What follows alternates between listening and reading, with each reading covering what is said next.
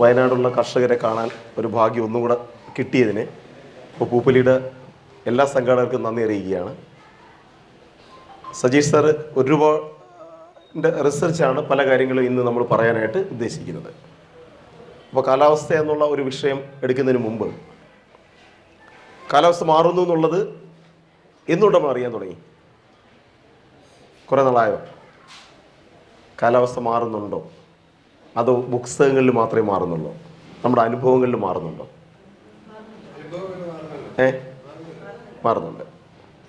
ഇതൊരു കാലഘട്ടത്തിൽ ലോകത്ത് ചർച്ച ചെയ്ത സമയത്ത് പല ആൾക്കാരും ഒരു അക്കാഡമിക് വിഷയം എന്നുള്ള നിലയിലായിരുന്നു, സാധാരണക്കാരനെ ബാധിക്കില്ല എന്നൊരു തരത്തിലായിരുന്നു ഇതിൻ്റെ ചിന്തകൾ പലതും വന്നിരുന്നത്. പല ലോകരാജ്യങ്ങളും ഇതിനു വേണ്ടി കുറേ വർഷങ്ങളായി ഈ വിഷയവുമായി ബന്ധപ്പെട്ട് ലോകത്ത് പലയിടത്തും ചർച്ചകൾ നടക്കുന്നുണ്ട്. ഞാൻ പഠിച്ചത് വെള്ളായണി കാർഷിക കോളേജിലാണ്, ട്രിവാൻഡ്രം. ആ കോളേജിൽ കയറുന്ന സ്ഥലത്ത് ഒരു ഭഗവത്ഗീതയുടെ ഒരു വാക്ക് എഴുതി വെച്ചിട്ടുണ്ട്. അതിവിടെ പ്രസക്തി ഉണ്ടോ ഇല്ലെന്നുള്ളത് നമുക്ക് പിന്നെ ചിന്തിക്കാം. അതിൽ ഭഗവത്ഗീതയിലെ 3:14 ഒരു ശ്ലോകം, അന്നാത് ഭവതി ഭൂതാനി പാർജന്യാതന്നെ സംഭവ യജ്ഞാത് ഭവതി പാർജന്യോ യജ്ഞ കർമ്മ സമുത്ഭവ. ഒരു കാർഷിക മേഖലയുടെ സമഗ്രമായി നമ്മൾ ചിന്തിക്കുമ്പോൾ അന്നാത് ഭവതി ഭൂതാനി, നമ്മളുടെ എല്ലാ ചരാചരങ്ങളും, നിങ്ങളും നമ്മളും എല്ലാ ചരാചരങ്ങളും എന്തിനെ ആശ്രയിച്ചായിരിക്കുന്നത്? അന്നത്തെ ആശ്രയിച്ചാണ് ഇരിക്കുന്നത്. ശരിയാണോ? എല്ലാ ജീവികളും ആരെ ആശ്രയിച്ചിരിക്കുന്നു? അന്നത്തെ ആശ്രയിച്ചിരിക്കുന്നു. വേണ്ട, മലയാളി സിമ്പിളായിട്ട് എന്താ പറയും? കട്ടയ്ക്കൊന്നും പറയത്തില്ല, മലയാളി വളരെ സിമ്പിളായിട്ട് പറയും. അന്നവിചാരം, ഇത്രയേ ഉള്ളൂ. ശരിയല്ലേ? മലയാളി വളരെ സിമ്പിളായിട്ട് പറഞ്ഞു വെക്കുന്നു. അന്നവിചാരം എന്നുള്ളത് മുമ്പിൽ നിൽക്കുന്ന വിചാരം തന്നെയാണ്. അപ്പം അന്നം ഉണ്ടാകണമെങ്കിൽ ആര് വേണമെന്നാണ് പറയുന്നത്? അന്നാത് ഭവതി ഭൂതാനി പാർജന്യാതന്നെ സംഭവ. പർജന്യം ആരാ? പർജന്യം മുകളിൽ നിന്ന് ഒരാൾ താഴേക്ക് വരും. ഒരു മഴത്തുള്ളി വന്ന് ഭൂമിയിൽ വീണതിന് ശേഷം മാത്രമാണ് ഭൂമിയിൽ ജീവന്റെ സ്ഫുരണം ഉണ്ടാകുന്നത്. ശരിയാണോ? അപ്പൊ കാലാവസ്ഥയുമായി ബന്ധപ്പെട്ടുകൊണ്ട് നമ്മൾ ചിന്തിക്കുമ്പോൾ ഇത് തന്നെയാണ് എൻ്റെ മനസ്സിലേക്ക് ആദ്യം വരുന്നത്. ഒരു നല്ല ഭൂമിയിൽ അതിൻ്റെ നല്ലൊരു കാലാവസ്ഥാപരമായ എല്ലാ ഘടകങ്ങളും ഉണ്ടാകണം. മഴയും ചൂടും ബാക്കി അതുമായി ബന്ധപ്പെടുന്ന ഒരുപാട് മേഖലകൾ ഉണ്ടെങ്കിൽ മാത്രമേ നമ്മളുടെ കാർഷിക സംസ്കാരം നിലനിൽക്കുകയുള്ളൂ. കാർഷിക സംസ്കാരവും മനുഷ്യ സംസ്കാരവും ഒന്ന് തന്നെയാണെന്നറിയാമോ? മാനവികത നമ്മൾ ആദ്യമായി കൃഷി തുടങ്ങി എന്നുള്ളതിൻ്റെ ഏറ്റവും വലിയ തെളിവ് നിങ്ങൾക്ക് മനസ്സിലാക്കണമെങ്കിൽ നമ്മൾ എത്ര നാളായി കാണും കൃഷി തുടങ്ങിയിട്ട്? എത്ര നാളായി കാണും കൃഷി തുടങ്ങിയിട്ട്? ഏകദേശം മനുഷ്യൻ കൃഷി തുടങ്ങിയിട്ട് എത്ര നാളായി കാണും? മനുഷ്യനുണ്ടായ ആദ്യം തൊട്ടേ കൃഷിയായിട്ട് ഇറങ്ങിയോ? അങ്ങനെ ചിന്തിക്കാൻ പറ്റുമോ? ഒരിക്കലും അല്ല. മനുഷ്യൻ ആദ്യമേ കൃഷി ആദ്യമേ അവൻ വേട്ടയാടി ജീവിച്ച് ചെയ്തു, കൃഷി തുടങ്ങിയില്ല. ഒരു പക്ഷേ കൃഷി എന്ന സംസ്കാരം വന്നില്ലായിരുന്നു എങ്കിൽ ഇന്ന് എൻ്റെയും നിങ്ങളുടെയും നമ്മളുടെ എല്ലാവരുടെയും ജോലി എന്തായിരിക്കും ചിന്തിക്കുന്നുണ്ടോ? രാവിലെ 10 മണിയായി, ഏതെങ്കിലും മാനിൻ്റെയോ മുയലിൻ്റെയോ പിന്നാലെ ഓടും. കിട്ടിയവൻ അടങ്ങി ഒതുങ്ങിയിരുന്നു, അതുകൊണ്ട് ഭക്ഷിക്കും. ഇല്ലാത്തവൻ ഓടിക്കൊണ്ടിരിക്കും. ചിലപ്പോൾ 12 മണിക്കും 2 മണിക്കും ഇത് തന്നെ സംഭവിക്കുന്നത് അല്ലേ? ഇത് എങ്ങനെ മനസ്സിലാക്കാൻ പറ്റും? അപ്പോൾ കുറേ ആൾക്കാർ അപ്പോൾ കൃഷി തുടങ്ങിയിട്ട് 12,000 വർഷമായി, 12,000 years ആയി മനുഷ്യൻ കൃഷി തുടങ്ങിയിട്ട്. അപ്പോൾ കൃഷി എന്നൊരു വാക്കൊന്നും പറയുന്നില്ല. ഏതെങ്കിലും ഒരു സ്ഥലത്ത് കുറേ മനുഷ്യർ കൂടി അവിടെ നിന്ന് നദീതടങ്ങളിലുള്ള ഭക്ഷണമൊക്കെ ഭക്ഷിച്ചു. അതിൽ നിന്ന് വരുന്ന വിത്തുകളോ ബാക്കിയെല്ലാം അവിടെ വലിച്ചെറിഞ്ഞു. ശരിയാണോ? പക്ഷെ പകല് നമ്മൾ ഇതിനൊക്കെ ചെയ്യുമ്പോൾ രാത്രി നമ്മൾ എന്ത് ചെയ്യും? ഇപ്പോഴും പുലിയൊക്കെ ആവശ്യം പോലെ ഉണ്ടല്ലോ വയനാട്. കുറവൊന്നും വന്നില്ലല്ലോ. കുറയ്ക്കണ്ട, തൽക്കാലം കുറയ്ക്കണ്ട. ഓക്കെ, ഏതായാലും ഈ ഹിംസമൃഗങ്ങളും ബാക്കിയെല്ലാം ഉള്ളപ്പോൾ ഈ 12,000 വർഷങ്ങൾക്ക് മുമ്പ്, നിങ്ങളോ ഞാനോ അറിയില്ല, വർഷങ്ങൾക്ക് മുമ്പ് അന്ന് നമ്മൾ എടക്കൽ കേവ്സിൽ നിങ്ങൾ കാണാം, എടക്കൽ ഗുഹയിൽ ചെന്നാൽ കാണാം കുറേ പടങ്ങൾ. അത് പടമൊന്നും അവിടെ നെയ്യില്ല. അന്ന് അവൻ്റെ വികാരങ്ങൾ ഉറക്കം വരാതിരിക്കാൻ വേണ്ടി, മറ്റുള്ളവർ ഉറങ്ങുമ്പോൾ അവനെ സംരക്ഷിക്കുന്നതിന് വേണ്ടി ഉണർന്നിരുന്നപ്പോൾ ചെയ്ത അവൻ്റെ വിചാരങ്ങളാണ് നമ്മൾ ഇടയ്ക്കൽ ഗുഹയിൽ ഓരോന്നും കോറി വരച്ച് വെച്ചിരിക്കുന്നത്. ശരിയാണോ? അപ്പം കൃഷി എന്ന് പറയുന്ന ഒരു സംസ്കാരം ഉണ്ടായിരുന്നില്ലെങ്കിൽ നിങ്ങളോ നമ്മളോ ഉണ്ടാവുകയില്ലായിരുന്നു. അതുകൊണ്ട് തന്നെയാണ് മനുഷ്യൻ ഒരുമിച്ചിരിക്കാൻ പഠിച്ചത്. അവിടെ ഇരുന്നുകൊണ്ടാണ് ആടാനും പാടാനും ചിന്തിക്കാനും എഴുതാനും വരയ്ക്കാനും പഠിച്ചത്. ശരിയല്ലേ? അപ്പോൾ കാർഷികപരമായിട്ട് നമുക്ക് നോക്കുകയാണെങ്കിൽ കൃഷിയും സംസ്കാരവും അതേപോലെ തന്നെ നമ്മുടെ കാലാവസ്ഥയും ഒന്നിനൊന്ന് ബന്ധപ്പെട്ട് കിടക്കുകയാണ്. ഒരു വാർത്തയും കൂടെ പറഞ്ഞുകൊണ്ട് നമുക്ക് തുടങ്ങാം. നമ്മുടെ ചൂട് കൂടുന്നു എന്നാണ് എല്ലാവരും പറയുന്നത്. ശരിയാണോ? ഇപ്പം 2023, ഇതിപ്പോൾ വർഷം എത്ര? ഭാഗ്യം 24 അവാർഡ് കൊടുക്കാൻ തുടങ്ങിയില്ല. 2023 അവാർഡ് കൊടുത്തു. കഴിഞ്ഞ 150 വർഷത്തെ കാലാവസ്ഥ, ഇത് വേൾഡിലെ ഒരു കണക്കാണ് പറയുന്നത്. ലോകമെമ്പാടും നോക്കുകയാണെങ്കിൽ കഴിഞ്ഞ 150 വർഷങ്ങൾക്കിടയിൽ ഏറ്റവും ചൂട് കൂടിയ വർഷമായിട്ട് 2023 ഡിക്ലെയർ ചെയ്തു. ഒരു കാര്യം ഉണ്ടായത്, അതിനു മുമ്പ് 22 അപ്പോൾ പിന്നെ കുഴപ്പമില്ലല്ലോ. അപ്പോൾ സ്വാഭാവികമായിട്ട് എന്തായിരിക്കും 24 വരാനുള്ളത്? ലെറ്റ് സി, എന്തുകൊണ്ട് നോക്കാം, എന്താണ് വരാൻ പോകുന്നത് നോക്കാം. അപ്പോൾ ലോകമെമ്പാടും നോക്കുകയാണെങ്കിൽ 1.15 ഡിഗ്രി സെൻറ്റിഗ്രേഡിൻ്റെ ഉയർച്ചയാണ് കൂടുന്നത്. അപ്പോൾ കാലാവസ്ഥാ വ്യതിയാനം ഏറ്റവും കൂടുതൽ ഹിറ്റ് ചെയ്യുന്നത് ആദ്യത്തെ ഘടകം അതിൻ്റെ ചൂട് തന്നെയാണ്. അപ്പം നമ്മുടെ ഒരു ഒബ്സർവേറ്ററി എന്ന് പറയുന്നതുകൊണ്ട് കാലാവസ്ഥ നിരീക്ഷണ കേന്ദ്രം, നിങ്ങൾ ഏറ്റവും അടുത്തുള്ള ഒരു നിരീക്ഷണ കേന്ദ്രം എവിടെ ഉണ്ടെന്ന് അറിയാമോ? ഈ അമ്പലവയൽ ഗവേഷണ കേന്ദ്രത്തിലുണ്ട് എന്നുള്ളത് അറിഞ്ഞിരിക്കുക. അപ്പം അവിടെ ഉയർന്ന ചൂടും ഈ കാലാവസ്ഥ വ്യതിയാനവുമായി ബന്ധപ്പെട്ട് പഠിക്കുമ്പോൾ ആദ്യം കാലാവസ്ഥയുടെ കാര്യം പറയാം. കാലാവസ്ഥ ഏതൊക്കെ സമയം എടുക്കണം? ഒബ്സർവേഷൻ. എല്ലാ ദിവസവും രാവിലെ 7:30 ഒരാൾ അവിടെ പോവും, എല്ലാ ദിവസവും 2:30 ഒരാൾ പോവും, ഇനി ഒന്നും കൂടെ പോവും, 8:30 ഒന്നും കൂടെ പോവും. എന്തിനു വേണ്ടിയാണ് 8:30 പോണത്? മഴയെക്കുറിച്ച് പഠിക്കാൻ. രാവിലെ 7:30 പോകുമ്പോൾ എന്ത് കിട്ടും? ഇന്നലെ രാത്രിയിലെ ഏറ്റവും കുറഞ്ഞ താപനില. ഉയർന്ന താപനില എപ്പോൾ കിട്ടിച്ചെന്നാൽ കിട്ടും? ഉച്ചയ്ക്ക് 2:30 എന്നാൽ. കാറ്റ് വരത്തില്ലേ? ഏത് ദിശയിലെ കാറ്റ് വരുന്നു? അതേപോലെ തന്നെ നമ്മൾക്ക് സൂര്യപ്രകാശം പൂർണ്ണമായിട്ട് കിട്ടിയിരുന്നു. ഈ പഠനങ്ങളെല്ലാം നടത്തിക്കൊണ്ടിരിക്കുന്ന ഒരു സ്റ്റേഷൻ, IMDയുടെ ഒരു സ്റ്റേഷൻ ഇവിടെ ഉണ്ട്. ഡോക്ടർ സജീഷ് ജാൻ സാറാണ് അതിൻ്റെ ചാർജ്. സാർ ഇവിടുത്തെ ഒരുപാട്, ഞാൻ ഈ കാണിക്കുന്ന സ്ലൈഡുകളിൽ ഒരുപാട് ഗവേഷണങ്ങൾ, അദ്ദേഹത്തിൻ്റെ റിസൾട്ടാണ് ഞാനിവിടെ പ്രസൻറ്റ് ചെയ്യുന്നത്. കാലാവസ്ഥയുമായി ബന്ധപ്പെടുന്ന മറ്റൊരു വാക്കാണ് അതിജീവനം. മിറ്റിഗേഷൻ എന്നൊരു വാക്ക് പറയും. ചില കാര്യങ്ങൾ നമ്മൾക്ക് മാറ്റാൻ പറ്റില്ല. പറ്റുമോ? വേണ്ട. നല്ല രീതിയിൽ ഒരു ഇടി കിട്ടാൻ പോവുകയാണ്. നമുക്ക് എങ്ങനെ സജ്ജമാകാം? ആളുടെ ഇടിക്കരുതെന്ന് പറയാം ഫസ്റ്റ്, ശരിയാണോ? പക്ഷെ അയാളങ്ങ് തീരുമാനിച്ചു. എന്താ ചെയ്യാൻ പോകുന്നത്? കുനിച്ച് നിർത്തി തരാൻ പോവുക. അപ്പോൾ എന്താ ചെയ്യാൻ പറ്റും? നമ്മളെല്ലാം ഈശ്വരനോട് പ്രാർത്ഥനയുണ്ട്. എന്തോ പ്രാർത്ഥിക്കുന്നത്? എന്നെയെല്ലാം ഭയങ്കരമായിട്ട് കാര്യങ്ങളൊക്കെ ചെയ്തു തരണേന്ന്. ഭഗവാൻ എന്തെങ്കിലും ചെയ്യുമോ? പക്ഷെ പറഞ്ഞു കഴിയുമ്പോൾ നമുക്കൊരു സുഖം ഉണ്ടാവും. പക്ഷെ ഭഗവാൻ ചെയ്തൊരു കാര്യമുണ്ട്. എല്ലാ പ്രശ്നങ്ങളും ഏറ്റെടുക്കാനുള്ള ഒരു കരുത്ത് എന്നിൽ നൽകണമേ എന്നൊരു പ്രാർത്ഥന നമുക്കുണ്ടാവും. ശരിയാണോ? ഓരോ വിഷമവും, ആ വിഷമം ഉണ്ടാകുമ്പോൾ തന്നെ അതിജീവിക്കാനുള്ള ഒരു കഴിവ്, ആ ഒരു കരുത്ത്. ശരി, 1 കിലോ ഭാരം കൂടുതലാണോ കുറവാണോ? 100 കിലോ ഭാരം കൂടുതലാണോ കുറവാണോ? ഇതിലേതാ കൂടുതൽ, ഏതാ കുറവ്? കിട്ടുന്ന ആളിനെ അടിസ്ഥാനപ്പെടുത്തിയാണ് 1 കിലോയും 100 കിലോയും ഇരിക്കുന്നത്. ഒരാനയുടെ മുമ്പിലാണ് ഈ ചോദ്യം ചോദിക്കുന്നതെങ്കിൽ 1 എന്തോന്ന് 100 എന്തോന്ന്. ശരിയാണോ? ഒരു പാവ ഉറുമ്പിനെടുത്ത് ചോദിക്കുകയാണെങ്കിലോ? ഇത് രണ്ടും പാരയാണ്. ശരിയാണല്ലോ?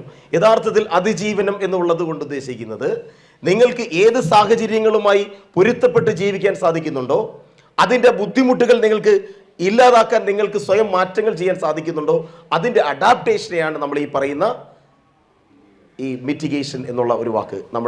ഇത് ഏറ്റവും കൂടുതൽ യോജിക്കുന്നൊരു കാലഘട്ടത്തേക്കാണ് നമ്മൾ വരുന്നത്. അടി കൊള്ളൂ എന്നുള്ളത് ഉറപ്പാണ്. അടിയിൽ നിന്ന് നിങ്ങൾക്ക് എങ്ങനെ ബുദ്ധിപരമായി ഒഴിഞ്ഞും കൊള്ളുന്നടി പതുക്കെ, മനസ്സിലായില്ലേ? ആ ലെവലിലോട്ട് നമുക്ക് എങ്ങനെ കാർഷിക മേഖലയെയും ഞാൻ പറയുന്നു മാനവിക സംസ്കാരത്തെയും നമുക്ക് കൊണ്ടുവരണം. വേണ്ടേ?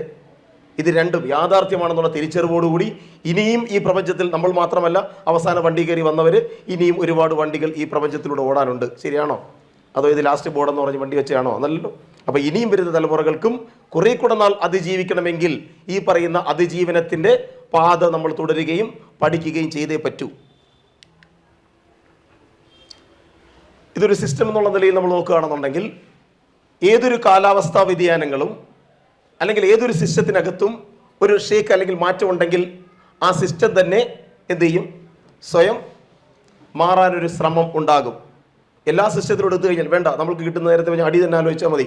വീട്ടിലൊരു പ്രശ്നം എടുത്താൽ മതി. ശരിയാണോ? പ്രശ്നം കഴിഞ്ഞിട്ട് വീണ്ടും അതേ കണക്ക് തന്നെ നിൽക്കുമോ? ആ സമയത്ത് പൊട്ടലും ചീറ്റിലും ഒക്കെ ഉണ്ടാവും. എന്ന് വെച്ചാൽ നാളെ വീട്ടിൽ പൊട്ടലും ചീറ്റിലും ഇല്ലാതിരിക്കുമോ? അത് രാവിലെ ചായ കുടിക്കും, വീണ്ടും അതുണ്ടാവും. ശരിയാണല്ലോ?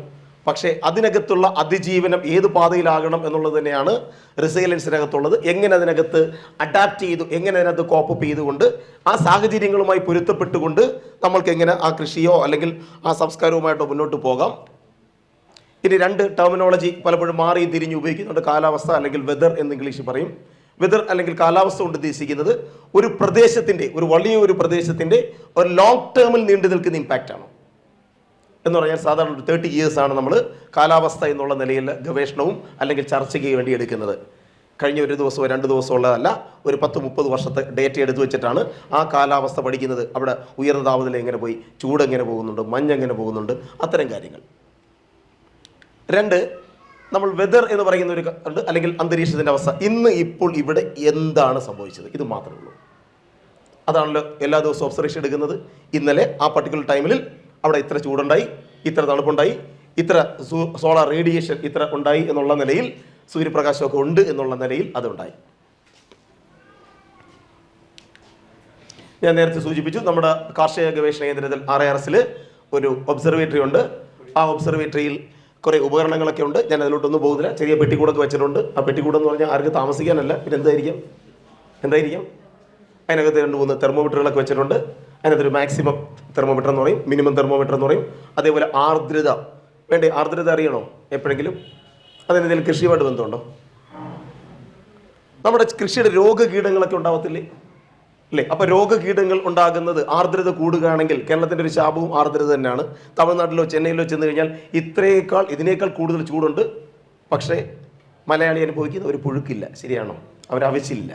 അപ്പോൾ ആ ഹ്യൂമിഡിറ്റിയുമായി ബന്ധപ്പെട്ടാണ്. അത് ഫംഗൽ ഡിസീസുമായി ബന്ധപ്പെട്ട് പിന്നെ നമുക്ക് ചിന്തിക്കാം. കാർഷിക മേഖലയിലെ രോഗകീടങ്ങൾ, എസ്പെഷ്യലി നമ്മൾ ഫംഗസ് ഡിസീസ് വരുമ്പോൾ ഈ ഹ്യൂമിഡിറ്റി കൂടുകയാണെങ്കിൽ തീർച്ചയായിട്ടും ഫംഗൽ ഡിസീസൊക്കെ അറിയാൻ പറ്റും. അപ്പോൾ ഏതായാലും ഇതിനെയെല്ലാം അളക്കുന്ന ഉപകരണം ഒന്ന് നമുക്ക് ചിന്തിക്കാം. നേരത്തെ സൂചിപ്പിച്ചു, ഒരു 30 വർഷത്തെ കാലാവസ്ഥ പഠിച്ചു കഴിഞ്ഞാൽ മാത്രമേ അതിനകത്ത് നിന്ന് വല്ല മാറ്റങ്ങൾ വരുന്നുണ്ടോ ഇല്ലേ എന്നുള്ളത് നമുക്ക് അറിയാനായിട്ട് സാധിക്കുന്നുള്ളൂ.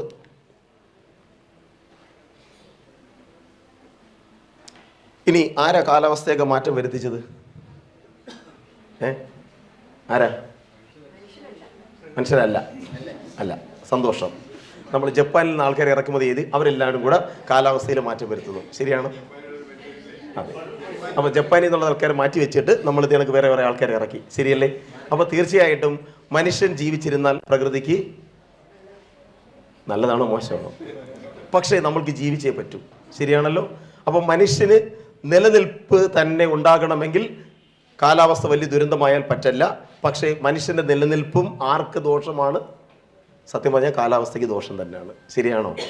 നമ്മൾ എന്തൊക്കെ ചെയ്തു നോക്കുന്നു? നമ്മൾ സിമ്പിളായിട്ട് ഇൻഡസ്ട്രി റവല്യൂഷൻ എന്ന് പറഞ്ഞൊരു കാര്യം നടപ്പിലാക്കി. വ്യാവസായിക വിപ്ലവം. എന്തോ വ്യാവസായിക വിപ്ലവം? നമ്മൾ ഒരുപാട് വിപ്ലവങ്ങൾ ചെയ്തതിൻ്റെ കൂട്ടത്തിൽ അതും കൂടെ നടപ്പിലാക്കി. ശരിയല്ലേ? വ്യാവസായിക വിപ്ലവം. അപ്പോൾ ഞാൻ നേരത്തെ പറഞ്ഞു, നമ്മൾ ആദിമ മനുഷ്യൻ ആഹാരത്തിന് വേണ്ടി വലിയ കുഴപ്പമൊന്നുമില്ലാതെ ജീവിച്ചു. അതിനുശേഷം നമ്മൾ നമ്മുടെ സുഖസൗകര്യങ്ങൾ പലപ്പോഴും വർദ്ധിപ്പിച്ചു. ആ സുഖസൗകര്യങ്ങൾ വർദ്ധിപ്പിക്കുന്നതിന് ഒരുപാട് ഇൻപുട്ടുകൾ പുറത്തു നിന്ന് വാങ്ങേണ്ടി വരുന്നു. ശരിയാണോ? ഖനനം ചെയ്യേണ്ടി വരുന്നു. അപ്പോഴാണ് നമുക്ക് പെട്രോൾ കിട്ടിയത്. ഭാഗ്യം, കത്തിച്ച് കളിക്കാൻ ഒരു സാധനം കിട്ടി അല്ലേ? ശരിയാണോ? അപ്പോൾ കത്തിച്ച് കളിക്കുന്നതനുസരിച്ച് എന്തൊക്കെ ഉയരാൻ തുടങ്ങി, മുകളിലോട്ട് പലതും ഉയരാൻ തുടങ്ങി. പണ്ട് ശ്വസിച്ചു പോകുന്ന കാർബൺ ഡൈ ഓക്സൈഡ് മാത്രമേ ഉണ്ടായിരുന്നുള്ളൂ. ശരിയാണോ? അപ്പം നമ്മുടെ ഫോസിൽ ഫ്യൂവലുകളുടെ ഉപയോഗങ്ങൾ, ഓട്ടോമൊബൈൽ ഇൻഡസ്ട്രിയിൽ അപ്പോൾ എണ്ണിയാലൊടുങ്ങാത്ത, തിരിച്ചു പറഞ്ഞാൽ നമ്മളുടെ ഡെവലപ്മെൻറ്റ്. ശരിയാണോ? ഇന്ന് നിൽക്കുമ്പോൾ എനിക്ക് അടുത്ത നിമിഷം വേറെ പ്രപഞ്ചത്തിൽ പറന്നെത്താൻ, ഏത് മൂലയിലും പറന്നെത്താൻ പറ്റുന്ന നിലയിൽ നമ്മൾ ഉയർന്നു. ശരിയാണോ? അപ്പം കാലാവസ്ഥയിലെ ബുദ്ധിമുട്ടും ഉയരണോ വേണ്ടയോ? ഇതിനെല്ലാം ഗാന്ധിയൻ പ്രിൻസിപ്പിളിനകത്ത് ഉത്തരവുണ്ട്. എന്താണ്? മിതത്വമാണ് എല്ലാത്തിൻ്റെയും പരിഹാരം. ശരിയാണോ? ഭൂമിയിൽ, നമ്മുടെ പ്രപഞ്ചത്തിൽ നമുക്ക് ആവശ്യമുള്ള എല്ലാം തന്നിട്ടുണ്ട്. പക്ഷേ അത്യാഗ്രഹത്തിന് വേണ്ടി ഒന്നും പ്രപഞ്ചത്തിൽ തന്നിട്ടില്ല. വാക്കുകളൊക്കെ ഓർക്കാൻ പറ്റുമോ? നമ്മുടെ നോട്ടിനകത്തൊരു മനുഷ്യൻ്റെ പടം അടിച്ചു വെച്ചിട്ടില്ലേ? ശരിയാണോ? മഹാത്മാഗാന്ധി അങ്ങനെയൊക്കെ വിശേഷിപ്പിക്കുന്ന തലമുറയിലോട്ടാണ് നമ്മൾ എത്തി നിൽക്കുന്നത്. ഒരു പക്ഷേ നമ്മളത് പറഞ്ഞില്ലെങ്കിലും അടുത്ത തലമുറ അങ്ങനെയൊക്കെ പറയും, ഈ മനുഷ്യൻ നമ്മുടെ 2000 രൂപ കാണുന്ന ആ മനുഷ്യനല്ലേ എന്ന് ചോദിക്കും. അല്ലേ? ശരിയല്ലേ? പക്ഷേ ആ മനുഷ്യൻ ജീവിച്ച് കാണിച്ചു തന്ന ഒരുപാട് ആശയങ്ങളിലൊന്നാണ് ലാളിത്യം. ഇപ്പോൾ ആ വാക്കിനൊന്നും വലിയ പ്രസക്തി ഇല്ലണ്ടോ? അപ്പം നമ്മുടെ കാലാവസ്ഥാ വ്യതിയാനമൊക്കെ ചിന്തിക്കുമ്പം ഇതൊക്കെ എങ്ങോട്ടൊന്ന് മനസ്സിലൂടെ കടന്നു പോകണം. കാരണം എവിടെ നിന്നാണ് ഈ പ്രശ്നങ്ങളൊക്കെ തുടങ്ങിയത്? ഇനി വീണ്ടും ഈ പ്രശ്നങ്ങളില്ലാതെ നമുക്കിനി മുന്നോട്ടും പോകാൻ പറ്റില്ല എന്നുള്ള യാഥാർത്ഥ്യവും തിരിച്ചറിവും കൂടെ നമുക്ക് വേണം.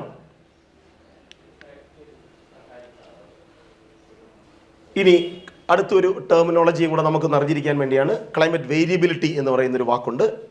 ഇത് ഓരോ വർഷവും, ഒരു വർഷത്തിൽ നിന്ന് അടുത്ത വർഷത്തേക്ക് കാലാവസ്ഥയിൽ ഉണ്ടായ മാറ്റമാണ്. ഒരു വർഷത്തിൽ നിന്ന് അടുത്ത വർഷത്തേക്കുണ്ടായ ഒരു മാറ്റത്തെയാണ് ക്ലൈമാറ്റിക് വേരിയബിലിറ്റി എന്നൊരു വാക്കും കൂടെ സൂചിപ്പിക്കുന്നത്. ഇനി എന്തുകൊണ്ടാണ് ഗ്ലോബൽ വാർമിംഗ് ഉണ്ടാവാൻ കാര്യം? ഒരുപാട് ഫാക്ടേഴ്സ് അതിനകത്ത് പറയുന്നുണ്ട്. സൂര്യപ്രകാശം മേളിൽ താഴോട്ട് വരുന്നു, ശരിയാണോ? അത് വന്നിട്ട് സ്വാഭാവികമായിട്ട് ഭൂമി ചൂടാക്കുന്നതിന് പകരം ഈ ഹീറ്റ് വീണ്ടും തട്ടി തിരിച്ച് മേളിലോട്ട് പോകും. അങ്ങനെ പോകുന്നുണ്ടെങ്കിൽ വീണ്ടും മുകളിൽ ഭൂമിക്ക് ചില കവറുകളൊക്കെ ഉണ്ട്, ആ കവറിൽ തട്ടി വീണ്ടും ചാടി വരും. അപ്പോൾ മൾട്ടിപ്പിളായിട്ട് പ്രകാശത്തെ അല്ലെങ്കിൽ ലൈറ്റിനെ, ഹീറ്റിനെ പോവുകയും താഴുകയൊക്കെ ചെയ്യും. ഇത് മനസ്സിലാക്കണമെങ്കിൽ പോളി ഹൗസ് എന്ന് പറഞ്ഞാൽ അറിയാൻ പറ്റുമല്ലോ. പോളി ഹൗസ് അല്ലേ, ഇപ്പോൾ നമുക്ക് ആവശ്യം പോലെ ഉണ്ടല്ലോ. ഈ പോളി ഹൗസിൽ ചൂട് കൂടുതലായിരിക്കുമോ കുറവായിരിക്കുമോ? കൂടുതലായിരിക്കും. യഥാർത്ഥത്തിൽ ഗ്ലോബൽ വാർമിംഗ് പഠിക്കാൻ വേറെ എങ്ങും വേണ്ട, നമ്മൾ പോളി ഹൗസിനകത്ത് കയറി എന്നാൽ മതി. അപ്പോൾ അവിടെ മൾട്ടിപ്പിൾ ഹീറ്റിന് വിധേയമാണ്. ഇതൊരു ഷീറ്റല്ലേ ഉള്ളൂ, ശരിയാണോ? ഇതേ കണക്ക് 5-6 ഷീറ്റ് അങ്ങോട്ട് വെച്ച് കഴിഞ്ഞാൽ എന്ത് പറ്റും? ഓരോ തവണ വരുമ്പോഴും ഈ ഹീറ്റിൻ്റെ മൾട്ടിപ്പിൾ റിഫ്ലക്ഷൻസിന് സാധ്യത കൂടുതലാണ്. ഇവരെ സഹായിക്കുന്ന ഒരുപാട് ആൾക്കാർ നമ്മൾ നേരത്തെ പറഞ്ഞ അറിഞ്ഞോ അറിയാതെയോ ഒക്കെ നമ്മൾക്ക് വരുന്നുണ്ട്. AC-കൾ കൂടുന്നുണ്ടോ? ഫ്രിഡ്ജ് കൂടുന്നുണ്ടോ? കുറയുന്നോ കൂടുന്നോ? അപ്പോൾ അതിനകത്തൊക്കെ ചെറിയ ചെറിയ സാധനങ്ങളുണ്ട്. ഫ്രീയോൺ എന്നൊക്കെ പറയുന്ന സാധനമുണ്ട്, ക്ലോറോഫ്ലോറോ കാർബൺ എന്ന് പറയുന്ന കുറേ ആൾക്കാരുണ്ട്. ഇത്തരം കുറേ കാര്യങ്ങൾ, അതാണ് ഞാൻ പറഞ്ഞ ഇൻഡസ്ട്രി റവല്യൂഷൻ എങ്ങനെയാണ് ഈ പ്രശ്നവുമായി ബന്ധപ്പെട്ട്. ഇനി ലോകരാജ്യങ്ങളിൽ അടി നടക്കുന്നൊരു വിഷയം കൂടെ പറഞ്ഞിട്ട് പറയാം. ലോകരാജ്യങ്ങൾ ഇന്ത്യയെ പോലുള്ള രാജ്യങ്ങൾ കാണുന്നത് മീഥെയ്ൻ എന്ന് പറയുന്ന ഗ്യാസ് ഉൽപ്പാദിപ്പിക്കുന്ന ഒരു രാജ്യമാണ്. എന്താ മീഥെയ്ൻ? നമ്മൾ കുക്കിംഗ് ഗ്യാസ് ഇല്ലേ, അതിനകത്തൊരു സാധനം എന്തോ നിറച്ച് വെച്ചേക്കുന്നത് മീഥെയ്നാണ്. ആണോ? മീഥെയ്ൻ തന്നെയാണ്. ഇത് പശുവിൻ്റെ വയറ്റിലുണ്ടാകുന്നുണ്ട്. നമ്മുടെ ഒഴിഞ്ഞു കിടക്കുന്ന വെള്ളക്കെട്ടുള്ള സ്ഥലങ്ങളിൽ വരുന്നുണ്ട്. അപ്പോൾ മീഥെയ്ൻ എമിറ്റ് ചെയ്യുന്നതും എന്താണ് ഈ ഗ്ലോബൽ വാർമിങ്ങിന്. അത് ഇന്ത്യയെ പോലെ രാജ്യം ഇതെല്ലാം സമ്പുഷ്ടമാണോ? അല്ലയോ? നമ്മുടെ ബയോഡൈവേഴ്സിറ്റി കൂടുമ്പോൾ, നാച്ചുറലായിട്ടുള്ള ഡൈവേഴ്സിറ്റി കൂടുമ്പോൾ സ്വാഭാവികമായിട്ടും മീഥെയ്ൻ എമിഷൻ കേരളത്തിൽ ഇന്ത്യയിൽ കേരളത്തിലൊക്കെ കൂടുതലായിരിക്കും, അല്ലെങ്കിൽ തേർഡ് വേൾഡ് കൺട്രികളിൽ കൂടുതലായിരിക്കും. ശരിയാണോ? മീഥെയ്ൻ എമിഷനേക്കാൾ ദുരന്തവും അതിസങ്കീർണവുമാണ് ആരുടെ എമിഷൻ?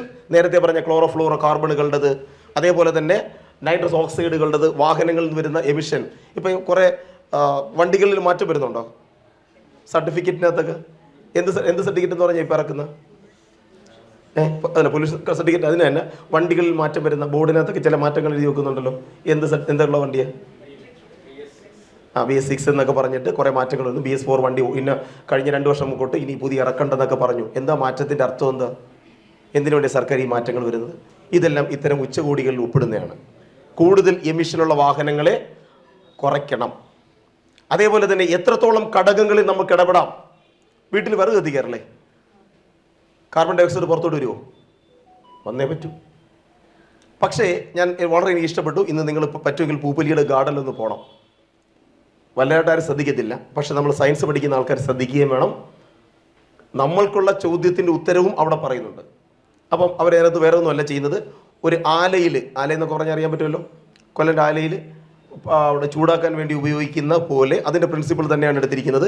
നല്ല എയർ ബ്ലോ ചെയ്യുന്നു. നിങ്ങൾ ഒരു ചെറിയ വിറക് വെക്കുന്നു, അത് കത്തിക്കുന്നു, അതിൻ്റെ അടിയിൽ എയർ ബ്ലോ ചെയ്യുന്നു. എന്തായാലും ഭാഗ്യം നമ്മുടെ മൊബൈൽ ഫോണൊക്കെ ചാർജ് ചെയ്യുന്ന അതേ കണക്ക് തന്നെ ഇത് ചാർജ് ചെയ്ത് വെച്ച് കഴിഞ്ഞാൽ ഒരു 20 മണിക്കൂർ ഉപയോഗിക്കാൻ പറ്റും, 4 മണിക്കൂർ ചാർജ് ചെയ്താൽ. അപ്പം ആ സ്റ്റൗവിനകത്ത് സാധാരണ വിറകാണ് ഉപയോഗിക്കുന്നത്. പക്ഷേ അതിൻ്റെ എഫിഷ്യൻസി എന്താണെന്ന് വെച്ചാൽ പ്യുവർ ഓക്സിജൻ നമ്മൾ എയർ കൊടുക്കുന്നതോടും സാധാരണ ബേസ്റ്റ് കമ്പസ്റ്റിനകത്ത് വരുന്നത് കാർബൺ ഡൈ ഓക്സൈഡ് മാത്രമല്ല, അതിനേക്കാൾ വില്ലനായ കാർബൺ മോണോക്സൈഡ് വരും. ശരിയാണോ? ചില വണ്ടിയിൽ കാറിനകത്ത് AC ഒക്കെ ഇട്ടിരുന്ന് പിറ്റേ ദിവസം പടമായി ആൾക്കാർ പുറത്തോട്ട് വരാറില്ലേ? ഇടയ്ക്ക് വാർത്തകളൊക്കെ വായിച്ചിട്ടില്ലേ? ഞാൻ പറഞ്ഞ് മനസ്സിലായോ? അടച്ചിട്ട് മുറിക്കാതെ ആൾക്കാർ മരിക്കുന്നതിൽ അത് കാർബൺ മോണോക്സൈഡ് എന്ന് പറയുന്നൊരു സാധനമാണ്. ഏറ്റവും ഡെഡ്ലി പോയിസണസ് ആയിട്ടുള്ള ഗ്യാസാണ്. അപ്പോൾ അതേ കണക്കുള്ള ഗ്യാസ് എമിഷനൊക്കെ ഈ പറയുന്ന ഗ്ലോബൽ വാർമിങ്ങിനെ സഹായിക്കുന്നുണ്ട്. അതിനുള്ള ഒരു മറുമരുന്നിനെ പോലെ എനിക്ക് ഫീൽ ചെയ്തത്, നമ്മൾ തീ കത്തിക്കുന്ന സമയത്ത് കൂടുതൽ ഓക്സിജൻ ഒരു കൺട്രോൾഡ് ആയിട്ട് അതിൻ്റെ അടിയിൽ നിന്ന് കൊടുക്കുകയാണെങ്കിൽ ആ കനൽ കൂടുകയും ചെയ്യും, പെട്ടെന്ന് ഹീറ്റ് ആവുകയും ചെയ്യും. അതേപോലെ തന്നെ എമിഷൻ കുറയ്ക്കാനുള്ള ഒരു പ്രായോഗിക സൊല്യൂഷനായിട്ട് എനിക്ക് ഫീൽ ചെയ്യുന്നു. അപ്പം ഓരോ ഘടകങ്ങളിലും എവിടെയൊക്കെ ഇടപെടാൻ സാധിക്കുന്നുണ്ടോ, അപ്പോൾ ഇൻഡസ്ട്രിയൽ മേഖലയിൽ, കാർഷിക മേഖലയിൽ, തീർച്ചയായിട്ടും കൃഷിക്കാരുമായി ബന്ധപ്പെടുന്ന വിഷയങ്ങളോട് നമുക്ക് വരാം. ഓക്കെ, നേരത്തെ പറഞ്ഞ ആൾക്കാരുടെ വില്ലൻ എന്ന് പറഞ്ഞ കാര്യം അതാണ്. കാർബൺ ഡൈ ഓക്സൈഡാണ് ഗ്ലോബൽ വാർമിങ്ങിൻ്റെ 79% കോൺട്രിബ്യൂട്ട് ചെയ്യുന്നത്. അതിൽ മീഥെയ്ൻ 6, നൈട്രസ് ഓക്സൈഡ്. പക്ഷേ ഇത് കോൺട്രിബ്യൂട്ട് ചെയ്യുമ്പോഴും ഡാമേജിൽ വ്യത്യാസമാണ്. കാർബൺ ഡൈ ഓക്സൈഡാണ് ഏറ്റവും കൂടുതൽ വരുന്നതെങ്കിലും നിങ്ങൾ നോക്കുകയാണെങ്കിൽ ഇതിൻ്റെ പൊട്ടൻഷ്യൽ ഡാമേജ് എന്ന് പറഞ്ഞു കഴിഞ്ഞാൽ ഇവൻ ഉണ്ടാക്കുന്ന തീവ്രത മാത്രം നോക്കുകയാണെന്നുണ്ടെങ്കിൽ കാർബൺ ഡൈ ഓക്സൈഡിന്റെ റെഫറൻസ് എടുത്തു കഴിഞ്ഞാൽ മീഥേൻ 21% മാത്രമേ ഇതിൻ്റെ ഡാമേജ് ഉണ്ടാക്കുന്നുള്ളൂ. എന്ന് പറഞ്ഞാൽ ഇത് തന്നെയാണ് ഇന്ത്യ എന്ന രാജ്യം ലോകരാജ്യത്തിന്റെ മുമ്പിൽ രണ്ട് കാലം നിവർത്തി ഉറച്ച് സംസാരിക്കേണ്ടത്.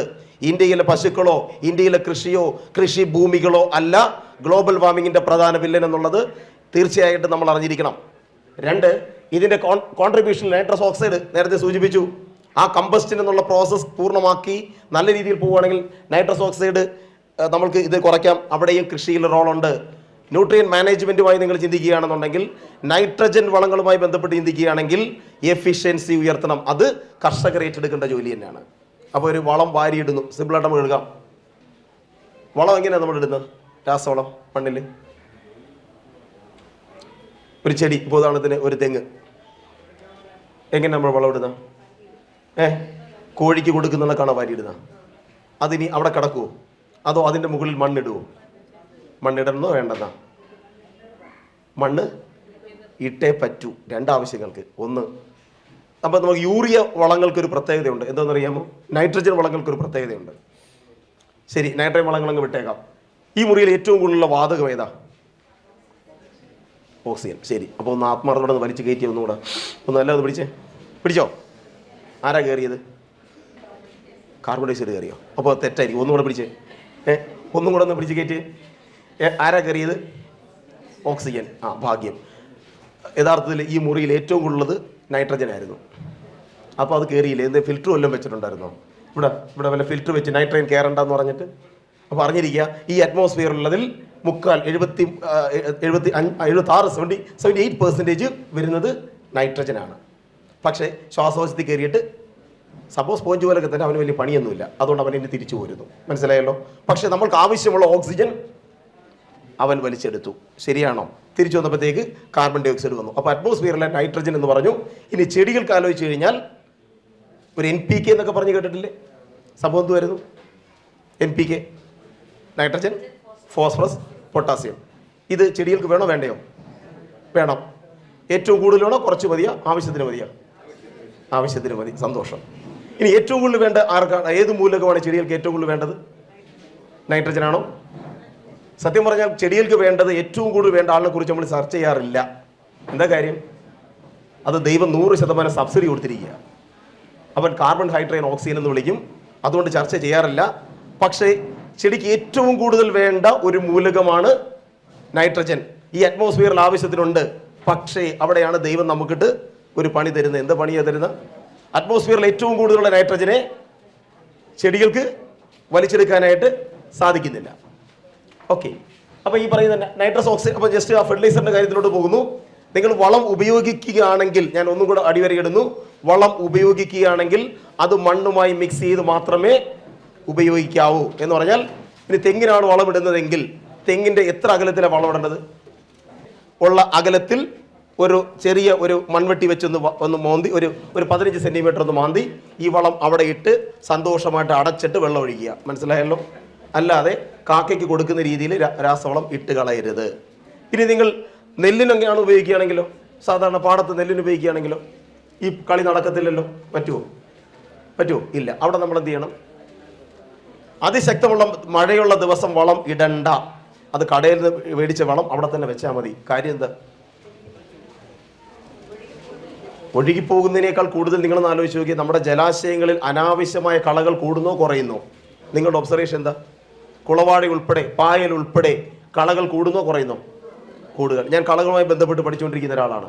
അപ്പോൾ യഥാർത്ഥത്തിൽ നിങ്ങൾ ഇടുന്ന വളം ചെടിക്ക് വലിച്ചെടുത്തെങ്കിൽ നല്ലതായിരുന്നു. പക്ഷേ കളകളുടെ വളർച്ചയ്ക്ക് വേണ്ടി ഒരുപാട് വരുന്നു. ശരിയാണോ? അതുമായി ബന്ധപ്പെട്ട കുറേ കാര്യങ്ങളുണ്ട്, അതിലോട്ടൊന്നും കടക്കുന്നില്ല. അപ്പം വളം, അതായത് നൈട്രജൻ വളങ്ങൾ ഇനി നിങ്ങൾ ഉപയോഗിക്കുമ്പം 2 കാര്യങ്ങൾ ചെയ്യാം. ഒന്ന്, ഇടുന്നത് നല്ലതുപോലെ മണ്ണുമായിട്ട് ചേർത്തണം. ഇനി മറ്റ് ചെടികളാണെങ്കിൽ, നിങ്ങൾക്ക് മണ്ണ് ഇടാൻ പറ്റാത്ത ചെടികളാണെന്നുണ്ടെങ്കിൽ, നെല്ലെല്ലാം ഉദ്ദേശിക്കുന്നത്, കുറച്ച് നനഞ്ഞ മണ്ണുമായിട്ട് ഈ വളം ഒന്ന് മിക്സ് ചെയ്യാം, യൂറിയ. അപ്പോൾ ഗുണം എന്തായിരിക്കും ഗുണം? ഇപ്പോൾ നെല്ലിന് വളമിടാൻ പോകുന്നു, അല്ലെങ്കിൽ ഒരു വളമിടാനായിട്ട് എടുത്തു കഴിഞ്ഞാൽ വളത്തിൻ്റെ അളവ് വളരെ തുച്ഛമായിരിക്കും, അല്ലേ? ശരിയാണോ? വളമിടുന്ന ആൾ എന്തോ ചെയ്യുന്നത്? ആദ്യമൊക്കെ കൃത്യമായിട്ട് വളമിടും, പിന്നെ കുറേ കഴിയുമ്പം സ്വാഹ മാത്രമേ പോകത്തുള്ളൂ. ശരിയാണോ? വളത്തിൽ നിന്ന് സ്വാഹ മാത്രം പോയിട്ട് കാര്യമില്ലല്ലോ. അപ്പം നനഞ്ഞ മണ്ണുമായിട്ട് 5 ഇരട്ടി മണ്ണുമായിട്ട് നിങ്ങൾ മിക്സ് ചെയ്യുകയാണെങ്കിൽ ഈ നനഞ്ഞ മണ്ണിൻ്റെ ഒരു അഡ്വാൻറ്റേജ് എന്നുള്ളത് യൂറിയ പോലുള്ള വളങ്ങൾ നൈട്രജൻ ഇഷ്ടം പോലെ എമിറ്റ് ചെയ്യും. ശരിയാണോ? ഇതിനെ നമുക്ക് ട്രാപ്പ് ചെയ്യണ്ടേ? ആ ട്രാപ്പ് ചെയ്യാൻ നമ്മുടെ നനഞ്ഞ മണ്ണ് സഹായിക്കും. അപ്പോൾ നിങ്ങൾ കൊണ്ടുപോകുന്ന വളത്തിൻ്റെ എഫിഷ്യൻസി ഉയരുകയും ചെയ്യും. അതേപോലെ തന്നെ ഇത്തരം നൈട്രസ് ഓക്സൈഡ് അതിൻ്റെ അടുത്ത ലെവലിലോട്ടുള്ള വോളറ്റിലൈസേഷൻ ലോസിനെ നമുക്ക് പ്രിവെൻറ്റ് ചെയ്യാനും പറ്റും. നെക്സ്റ്റ് നമ്മൾ പറഞ്ഞ് ക്ലോറോ ഫ്ലോറോ കാർബൺ. ഇതാണ് നമ്മൾ അറിഞ്ഞിരിക്കേണ്ടത്. ഇൻഡസ്ട്രിയൽ റവല്യൂഷൻ്റെയും ഈ പറയുന്ന ഫ്രിഡ്ജും എ സിയും ഉൾപ്പെടെയുള്ളതിൽ നിന്ന് അതിൽ നിന്ന് റിലീസ് ചെയ്യുന്ന ഫ്രിയോൺ ഉൾപ്പെടെയുള്ള ഗ്യാസിനാണ് 7100 അതിൻ്റെ ഗ്ലോബൽ വാർമിംഗ് പൊട്ടൻഷ്യൽ എന്നുള്ള നിലയിൽ. അപ്പോൾ ഏറ്റവും വലിയ പൊട്ടൻഷ്യൽ ത്രെട്ടുകൾ അവിടെ നിലനിൽപ്പുണ്ട്. കാർഷിക മേഖലകളെ നെഗ്ലക്റ്റ് ചെയ്യാൻ പറ്റുന്ന അല്ലെങ്കിൽ വളരെ കുറച്ചുള്ള കാര്യങ്ങളുണ്ട്. പക്ഷേ വളരെ ചെറുതാണെങ്കിലും കർഷകൻ അതിൽ ഇടപെടുന്നു എന്നുള്ളത് ഇന്ത്യ ഉറക്കെ പ്രഖ്യാപിക്കേണ്ട സമയമാണ്. തീർച്ചയായിട്ടും അതിനകത്ത് എഫിഷ്യൻസി ഉയർത്തേണ്ടത് കർഷകൻ്റെ ആവശ്യമാണ്. അതുപോലെ തന്നെ പെർഫ്ലൂറോ PFC ഉണ്ട്, CFC കഴിഞ്ഞുള്ള PFC ഉണ്ട്. അത് 9000 ഇരട്ടിയാണ് കാർബൺ ഡൈ ഓക്സൈഡുമായി ബന്ധപ്പെട്ട് നോക്കുമ്പോൾ ഇതിൻ്റെ പൊട്ടൻഷ്യൽ ത്രെട്ട് എന്നുള്ള നിലയിൽ. അപ്പോൾ അതിൻ്റെ അർത്ഥം ഗ്ലോബൽ വാർമിംഗ് കോൺട്രിബ്യൂട്ട് ചെയ്യുന്നതിൽ കർഷകൻ്റെ റോള് ചെറുതാണ്. കർഷകൻ്റെ റോള് ചെറുതായിട്ട് പോലും ഇന്ത്യ ഉൾപ്പെടെയുള്ള ഏറ്റവും കൂടുതൽ കർഷകരെ അധിവസിക്കുന്ന രാജ്യം ഇന്ത്യയിലാണ്. ആണോ അല്ലയോ? ആണ്. അതുകൊണ്ട് തന്നെ ആ പറയുന്ന ചെറിയ പെർസെൻറ്റേജ് ആണെങ്കിലും കുറയ്ക്കേണ്ടത് ഗ്ലോബൽ വാർമിങ്ങിൽ ആവശ്യമാണ്. ഓക്കെ, ഞാൻ കുറേ കാര്യങ്ങൾ സ്കിപ്പ് ചെയ്യുന്നു. ഇനി കാർബൺ ഡൈ ഓക്സൈഡിൻ്റെ അളവ് കൂടുകയാണോ കുറയുകയാണോ? നമ്മുടെ പ്രപഞ്ചത്തിൽ കൂടുകയാണ്. എന്തുകൊണ്ടായിരിക്കും കൂടാൻ കാരണം? കാർബൺ എമിഷൻ കൂടുന്നു. അപ്പോൾ നമുക്ക് എങ്ങനെ പ്രാക്ടിക്കലി ചിന്തിക്കാം? ഇതെല്ലാം വലിച്ചെടുത്തുകൊണ്ടിരുന്ന ഒരാളാരായിരുന്നു? കാടുകളായിരുന്നു, വെജിറ്റേഷൻ ആയിരുന്നു. ശരിയാണോ? അതിൻ്റെ അളവ് കുറയുന്നു, മനുഷ്യൻ്റെയും ജീവജാലങ്ങളുടെ അളവ് കൂടുന്നു. അപ്പോൾ സ്വാഭാവികമായി കാർബൺ ഡൈ ഓക്സൈഡ് എമിഷൻ ഇപ്പം ഇതിനകത്ത് 2000 വരെ കാണിച്ചിരിക്കുന്നു. 2100 ആകുമ്പോൾ എന്താവാൻ സാധ്യതയുണ്ട്? ഇപ്പോൾ നമുക്ക് 400 ppm അല്ലെങ്കിൽ ഓക്കെ ഒരു 380 to 400, ഇപ്പോൾ ആക്ച്വലി 400 ppmലോട്ട് നമുക്ക് 380 ആണ് പറയുന്നെങ്കിലും 400 ppmലോട്ട് കാർബൺ ഡൈ ഓക്സൈഡ് വന്നുകൊണ്ടിരിക്കുകയാണ്. കാർബൺ ഡൈ ഓക്സൈഡിൻ്റെ കൂടുന്നതനുസരിച്ച് നേരത്തെ പറഞ്ഞ ഗ്ലോബൽ വാർമിങ്ങിൻ്റെ അളവ് വീണ്ടും കൂടും. അപ്പം അവിടെയും നമ്മൾക്ക് ഇമ്പോർട്ടൻ്റ് തന്നെയാണ് പച്ചപ്പ് പ്രകൃതിയിൽ കൊണ്ടുവരിക എന്നുള്ളത് തന്നെയാണ് ഈ കാർബൺ ഡൈ ഓക്സൈഡിൻ്റെ ഉയർച്ചയ്ക്കെതിരെയുള്ള ഒരു സൊല്യൂഷൻ. ഇപ്പം ലോകത്ത് ചർച്ച ചെയ്യുന്ന വേറൊരു വിഷയം കൂടെ പറയാം. കാർബൺ സീക്വസ്ട്രേഷൻ എന്ന് പറയുന്നൊരു വാക്കുണ്ട്. അന്തരീക്ഷ കാർബൺ ഡൈ ഓക്സൈഡിനെ എവിടെ നമ്മൾ ട്രാപ്പ് ചെയ്ത് സൂക്ഷിക്കണം? മണ്ണിനകത്ത് സൂക്ഷിക്കണം. അങ്ങനെ മണ്ണിനകത്ത് സൂക്ഷിക്കണമെങ്കിൽ ഒരു ഫാമിംഗ് സിസ്റ്റം അപ്രോച്ചിലോട്ടാണ് പോകേണ്ടത്. എന്ന് പറഞ്ഞാൽ വൃക്ഷവിളകൾ അവിടെ ഉണ്ടാകണം. വൃക്ഷവിളകൾ കേവലം ഒരു വർഷത്തോ ആനുവൽസ് മാത്രം ചെയ്തിട്ട് കാര്യമില്ല. വൃക്ഷവിളകൾ ഉണ്ടാകണം. അത്രയും ടൺ കണക്കിലുള്ള കാർബൺ ഡൈ ഓക്സൈഡ് ആണ് നമ്മൾക്ക് മണ്ണിലേക്ക് സ്വാംശീകരിച്ച് നിർത്താനായിട്ട് സാധിക്കുന്നത്. നമ്മൾ പറഞ്ഞു വന്നത് ഗ്ലോബൽ വാർമിങ്ങിൻ്റെ അഗ്രികൾച്ചർ കോൺട്രിബ്യൂഷൻ എന്ന് പറയുന്നത് 13% ആണ്, 13%. അതേപോലെ തന്നെ ബേണിംഗ് ഓഫ് ഫോസിൽ ഫ്യൂൽ എന്ന് പറഞ്ഞാൽ ഓട്ടോമൊബൈലിൽ നമ്മൾ ചിന്തിക്കണം. ഓട്ടോമൊബൈൽ ഇൻഡസ്ട്രിയുമായി ബന്ധപ്പെടുന്ന കാര്യങ്ങൾ നമ്മളുടെ പെട്രോളിയവും ഡീസലും എല്ലാം കത്തിച്ചു വിട്ടത് ഒരു 49 അല്ലെങ്കിൽ 50% കോൺട്രിബ്യൂട്ട് ചെയ്യുന്നവരാണ്. ഡിഫോറസ്റ്റേഷൻ വന നശീകരണം 14% കോൺട്രിബ്യൂട്ട് ചെയ്യുന്നുണ്ട്. Industry 24% contribute. യഥാർത്ഥത്തിൽ ഏറ്റവും കൂടുതൽ സൈഡ് കിടക്കുന്നത് ഗവൺമെൻറ് ഇടപെട്ടുകൊണ്ടിരിക്കുന്ന ഒരു സാധനമാണ്. എന്തോന്ന്? ഈ ഫ്യൂവൽ എമിഷനുമായി ബന്ധപ്പെട്ടത്. അതിൻ്റെ ഒരു പ്രോസസ്സാണ് ഞാൻ നേരത്തെ പറഞ്ഞ ഫ്യൂവൽ. പല രീതിയിലാണ് ഫോസിൽ ഫ്യൂവൽ വരുന്നത്. ഇനി നമ്മൾ ഭൂമിയിൽ നോക്കിക്കഴിഞ്ഞാൽ ഗ്ലോബൽ വാർമിങ്ങിൻ്റെ ഏറ്റവും കൂടുതൽ ഹിറ്റ് ചെയ്യുന്നത് ഭൂമിയെ നമുക്ക് രണ്ടായിട്ട് ഓക്കെ ഭൂമിയെ ഒരു ഗോളം എന്നുള്ള നിലയിൽ രണ്ടായിട്ടൊന്ന് വെട്ടിയേ. മുകളിലാണോ താഴെയാണോ ഏറ്റവും കൂടുതൽ ആൾക്കാർ താമസിക്കുന്നത്? നോർത്തേൺ ഹെമിസ്ഫിയറിലാണോ സദേൺ ഹെമിസ്ഫിയറിലാണോ? നോർത്തിലാണ്.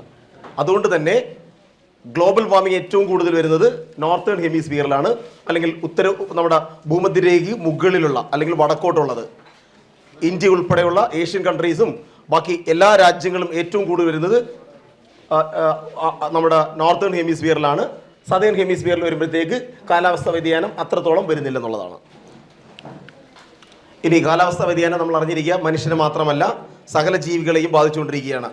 അന്റാർട്ടിക്കയിൽ ജീവിക്കുന്ന ജീവികൾക്കും ഒക്കെ നമ്മുടെ ഈ ജീവിതം വരുന്നു. ഐസ് മെൽറ്റ് ചെയ്യുന്നു.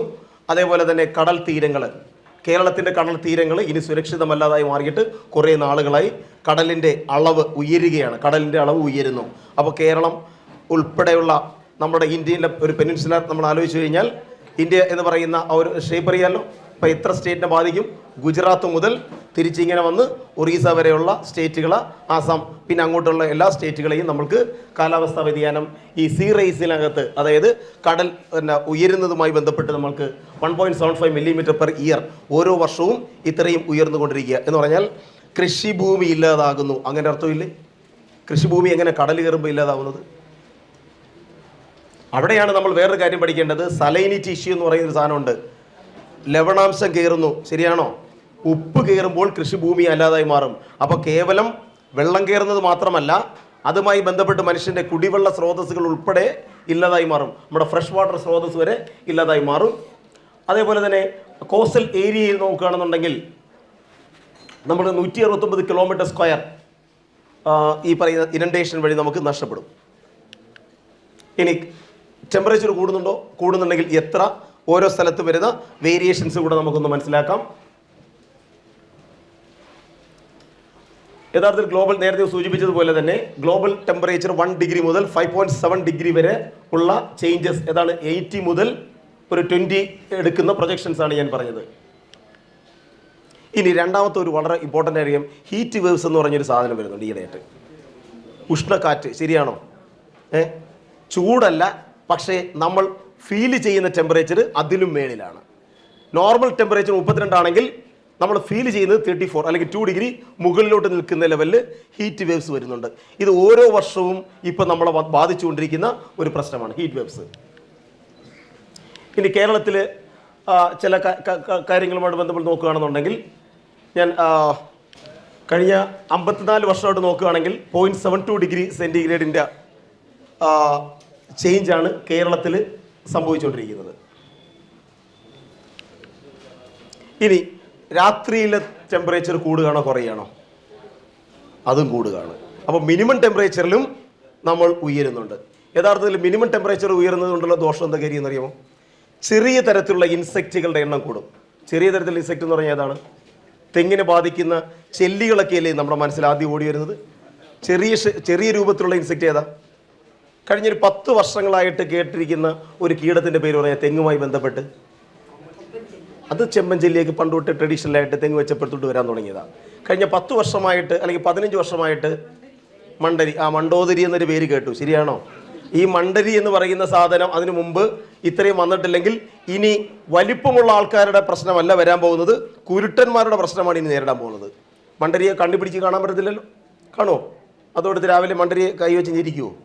ഇല്ലല്ലോ. അപ്പം മൈക്രോ ലെവലിലോ ചെറിയ രൂപത്തിലുള്ള ജീവജാലങ്ങളുടെ അളവ് കൂടും എന്ന് പറഞ്ഞാൽ സക്കിംഗ് പെസ്റ്റുകൾ എന്ന് പറയും, നീര് കുടിക്കുന്ന പ്രാണികൾ, ശരിയാണോ? മുളകൊക്കെ വെക്കുകയാണെങ്കിൽ മുളകിൻ്റെ അടിയിൽ ഇഷ്ടം പോലെ നീര് കുടിക്കുന്ന പ്രാണികളുണ്ടല്ലോ. അപ്പോൾ മിനിമം ടെമ്പറേച്ചർ ഇത്തരം ജീവജാലങ്ങളുടെ പോപ്പുലേഷൻ ഒരുപാട് ഉയർത്തും. അതൊന്ന്. 2, ഇവരുടെ ലൈഫ് സൈക്കിളും ഇപ്പം ഷോർട്ടൻ ചെയ്ത് കഴിയും. ലൈഫ് സൈക്കിൾ ഷോർട്ടൻ ചെയ്യുമെന്ന് പറഞ്ഞാൽ കൂടുതൽ നാൾ വേണ്ട ഇവർ വിരിഞ്ഞു വരാൻ. അപ്പോൾ മിനിമം ടെമ്പറേച്ചറിൻ്റെ ഉയർച്ച ആർക്ക് ദോഷകരമാണ്? കാർഷിക മേഖലയിൽ പെസ്റ്റ് ആൻഡ് ഡിസീസ്, പ്രത്യേകിച്ച് കീടങ്ങളുടെ ആക്രമണത്തിന് വളരെ സാധ്യത കൂടുതലാണ്. ഇത് തന്നെയാണ് ഈ സൂചിപ്പിക്കുന്നത്. നമ്മുടെ മിനിമം ടെമ്പറേച്ചർ കഴിഞ്ഞ 54 വർഷങ്ങളായിട്ട് നോക്കുകയാണെങ്കിൽ 0.22 ഡിഗ്രി സെൻറ്റിഗ്രേഡ് ഉയരുന്നതായിട്ട് കാണുന്നുണ്ട്. ഇനി നമ്മൾ മഴയുടെ അളവ് നോക്കാം. മഴയുടെ അളവ് കൂടുകയാണോ കുറയുകയാണോ? അപ്പോൾ കഴിഞ്ഞ സാറ് പറയുകയാണ് 1900 മുതൽ നമ്മൾ കഴിഞ്ഞ് നോക്കുകയാണെന്നുണ്ടെങ്കിൽ നമ്മുടെ മഴയുടെ അളവ് കുറയുന്നത് മാത്രമല്ല, ഈ മഴകൾ നമ്മൾ കേരളത്തിൽ എത്ര മഴയാണ് പെയ്യുന്നത്? 2 പ്രധാന മഴകളുണ്ട്, ശരിയാണോ? ഒന്നൊരു മൺസൂൺ വരുന്നുണ്ട്, അപ്പോൾ ഒരു കാലവർഷവും വരുന്നുണ്ട്, തുലാവർഷവും വരുന്നുണ്ട്. ഇത് കൂടാതെ ഒരാളും കൂടെ ഇടയ്ക്ക് വരും. അയാളുടെ പേരെന്തുവാ? നല്ല ചൂട് ഭ്രാന്തായിട്ടിരിക്കും ഒരു മഴ വരും അല്ലേ? വേനൽ മഴ എന്ന് പറഞ്ഞൊരു സാധനം വിളിക്കും, ശരിയാണല്ലോ? അപ്പോൾ മഴയുടെ വെച്ച് നോക്കുകയാണെന്നുണ്ടെങ്കിൽ നമ്മുടെ ഫസ്റ്റ് മൺസൂണിൻ്റെ ഷിഫ്റ്റ് വന്നുകൊണ്ടിരിക്കുകയാണ്. എന്ന് പറഞ്ഞാൽ ജൂൺ ജൂലൈ മാസങ്ങളിലെ മഴയുടെ അളവ് കുറയുന്നു. എന്ന് പറഞ്ഞാൽ നിലം തയ്യാറാക്കിയിട്ടതിന് ശേഷം നടാൻ പറ്റാത്ത കർഷകരുടെ എണ്ണം കൂടുന്നുണ്ട്, ശരിയാണോ? അപ്പോൾ നമ്മൾ നേരിടുന്ന ഒരു വലിയൊരു ചലഞ്ചാണ് കാർഷിക മേഖലയിൽ. നമ്മുടെ കാർഷിക കലണ്ടർ ഒന്ന് റീ അഡ്ജസ്റ്റ്മെൻറ്റിന് വിധേയമാക്കണം, ശരിയാണോ? വിഷുവിൻ്റെ അന്ന് ആര് കാണുന്നില്ല? ഇപ്പം മഞ്ഞപ്പൂവ് കാണുന്നില്ല. വിഷുവിന് 1 മാസം മുമ്പ് കൊന്നയെല്ലാം പൂത്ത് ജോലി നിർത്തി, ശരിയാണോ? അപ്പോൾ കാലാവസ്ഥയുടെ ഓരോ കാര്യങ്ങളും മാറ്റങ്ങൾ പല രീതിയിൽ വരുന്നുണ്ട്. ഒന്നാം വിളയുടെ ടൈം എനിക്ക് തോന്നുന്നത് കാർഷിക മേഖലയിലെ ആൾക്കാരും ഇത്തരം മെറ്റീരിയോളജിക്കൽ സയൻറ്റിസ്റ്റുകളും ഒക്കെ ഫീൽഡ് തലത്തിലുള്ള റിസർച്ചിൻ്റെ സമയമായിരിക്കുകയാണ്. നമ്മുടെ ഒന്നാം വിള തുടങ്ങുന്ന ദിവസം എന്ന ഏത് ദിവസം? മേടം തന്നെയാണ് കാർഷിക കലണ്ടർ തുടങ്ങുന്നത്. കറക്റ്റ്, അത് തന്നെയാണ്. മേടം തൊട്ട് തുടങ്ങുന്നു, നമ്മുടെ ലാൻഡ് പ്രിപ്പറേഷനൊക്കെ ചെയ്യുന്നു. എങ്കിൽ മാത്രമേ ഓണം എന്നുള്ള കൊയ്ത്തുത്സവം നടത്താൻ പറ്റുകയുള്ളൂ, അല്ലേ? ഇപ്പം എന്ത് പറ്റുമെന്ന് വെച്ച് കഴിഞ്ഞാൽ ജൂലൈ ഓഗസ്റ്റിൽ മഴയുടെ അളവ് വളരെ കൂടുതലാണ്. അങ്ങനെ ജൂലൈ ഓഗസ്റ്റിൽ മഴ കൂടുകയാണെങ്കിൽ എന്ത് പറ്റും? നമ്മുടെ കൊയ്യുന്ന നെല്ല് ഉണക്കാനായിട്ട് സാധിക്കില്ല. അതേപോലെ തന്നെ അതിൻ്റെ ഫുൾ മെച്യൂരിറ്റി വരില്ല. അല്ലെങ്കിൽ പോലും അതിൻ്റെ ക്വാളിറ്റിയിൽ ലോസ് വരും, ഫംഗൽ ഡാമേജുകൾ കൂടാൻ സാധ്യതയുണ്ട്. ഇത് നോർത്ത് വെസ്റ്റ് മൺസൂണിനെ കുറിച്ചുള്ളതാണ്, ഞാൻ അതിലോട്ട് പോകുന്നില്ല. ഇനി കഴിഞ്ഞ ഒരു ഫ്ലഡ് വന്നു കഴിഞ്ഞപ്പോൾ ഒരു പക്ഷേ വയനാട്, ഞാൻ ഈ കാലഘട്ടത്തോടെ ഉണ്ടായിരുന്നു, നമ്മുടെ എല്ലാ പ്രദേശങ്ങളിലും മണ്ണിര ചത്തുപൊങ്ങുന്നതായിട്ട് കുറേ വാർത്തകൾ വന്നായിരുന്നോ? അപ്പം ഈ പറയുന്ന കാലാവസ്ഥകളുടെ വ്യത്യാസം മനുഷ്യനെയും ജന്തുക്കളെയും മാത്രമല്ല നമ്മളെ സഹായിക്കുന്ന ഒരുപാട് ആൾക്കാരെയും കൂടെ ബുദ്ധിമുട്ടിക്കുന്ന ഒരവസ്ഥയിലോട്ട് മാറുന്നു. ഇത് റെയിൻഫോൾ വയനാട് ജില്ലയിൽ നോക്കുകയാണെന്നുണ്ടെങ്കിൽ ഏറ്റവും കൂടുതൽ മഴ കിട്ടിക്കൊണ്ടിരിക്കുന്നത് എവിടെയാണെന്ന് അറിയാമോ? വൈത്തിരിയിലാണോ, കുപ്പാടിയിലാണോ, മാനന്തവാടിയിലാണോ, അമ്പലവയലിലാണോ? അത് വൈത്തിരി തന്നെയാണ്. അത് നിങ്ങൾക്ക് ക്ലിയർ ആയിട്ട് മനസ്സിലാക്കാൻ പറ്റും. കഴിഞ്ഞ 98 മുതൽ 2018 വരെ നമുക്കുണ്ടായ മഴയുടെ അളവിലാണ് വ്യത്യാസം. ശരാശരി 3000 മില്ലിമീറ്റർ നമുക്ക് മഴ എന്നുള്ള നിലയിൽ നമുക്ക് എടുക്കാൻ സാധിക്കും. ഇനി ഇത് വളരെ ഇമ്പോർട്ടൻ്റ് ആയിട്ട് നമ്മളൊന്ന് ഡിസ്കസ് ചെയ്യാൻ ആഗ്രഹിക്കുന്നു. ഓക്കെ, നമുക്ക് നെക്സ്റ്റിലോട്ട് ഡിസ്കസ് ചെയ്യാം. യെസ്, നമ്മുടെ മഴയുടെ ഷിഫ്റ്റ് വന്നിരിക്കുന്നത് എവിടെയെന്ന് വെച്ച് കഴിഞ്ഞാൽ ജൂൺ, ജൂലൈ, ഓഗസ്റ്റ് മാസങ്ങളിൽ മഴ കുറഞ്ഞുകൊണ്ട് സെപ്റ്റംബറിൽ തൊട്ട് ആ മഴ മാറിയിരിക്കുകയാണ്. മനസ്സിലായോ? ഓണത്തിന് മഴ കൂടുന്നുണ്ടോ കുറയുന്നുണ്ടോ? മാവേലി മിക്കവാറും നല്ല പണ്ട് ഓലക്കുടയായിട്ട് വന്നാൽ മതിയായിരുന്നു, കുഴപ്പമില്ലാതെ തിരിച്ചു പോകാമായിരുന്നു. ശരിയാണോ? ഇപ്പോൾ റെയിൻകോട്ടൊക്കെ ഇട്ടുകൊണ്ട് മാവേലി വരുന്നുണ്ട്. ഇങ്ങനെ പോവുകയാണെങ്കിൽ മിക്കവാറും റെയിൻകോട്ടിനകത്തായിരിക്കും നമ്മുടെ ഓണപ്പൂക്കളം വരാൻ സാധ്യതയുള്ളത്. ശരിയാണല്ലോ? അപ്പോൾ ഓണവിപണിയുമായി ബന്ധപ്പെട്ട് ഇത്തരം കാര്യങ്ങളും കൂടെ നമ്മളൊന്നും കൂടെ റീതിങ്ക് ചെയ്യാനുള്ള സമയമാണ്.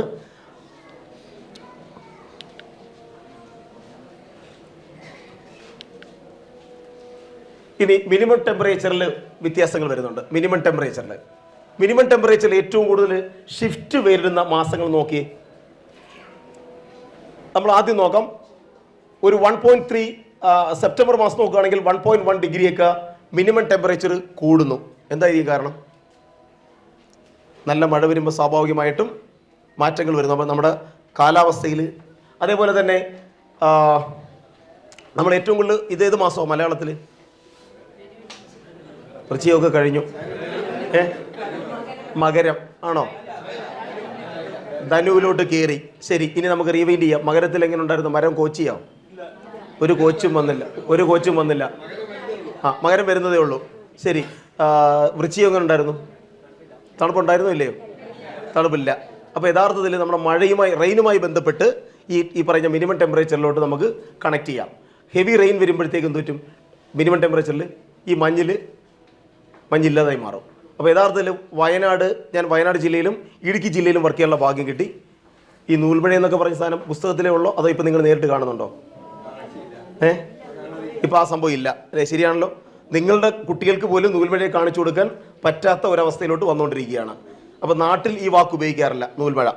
ശരിയാണല്ലോ. പക്ഷേ ഇവിടെ ഇപ്പോൾ കിട്ടുന്നുണ്ടോ? ഇല്ല. അപ്പോൾ നേരത്തെ പറഞ്ഞത് it can be connected with the minimum ടെമ്പറേച്ചറുമായിട്ടുള്ള ലെവലിൽ കണക്ട് ചെയ്യാം. ഓക്കെ, ഞാൻ നമ്മളെ മാനേജ്മെൻറ്റിലോട്ട് പോകാം. ഇതിൽ യെസ്, ഇനി നമ്മുടെ ഭക്ഷ്യ ഉൽപ്പാദനത്തിന് നമ്മുടെ മാനേജ്മെൻറ്റ് സൈഡിലോട്ട് വരികയാണെങ്കിൽ ഭക്ഷ്യ ഉൽപ്പാദനവുമായി ബന്ധപ്പെട്ട് കാലാവസ്ഥയിൽ വരുന്ന കാര്യങ്ങൾ ഏറ്റവും കൂടുതൽ സീരിയസ് ആയിട്ട് വരുന്നത് ഫുഡ് പ്രൊഡക്ഷനെയാണ്. അത് എസ്പെഷ്യലി സീരിയൽസ് ആൻഡ് മില്ലറ്റ്സ്.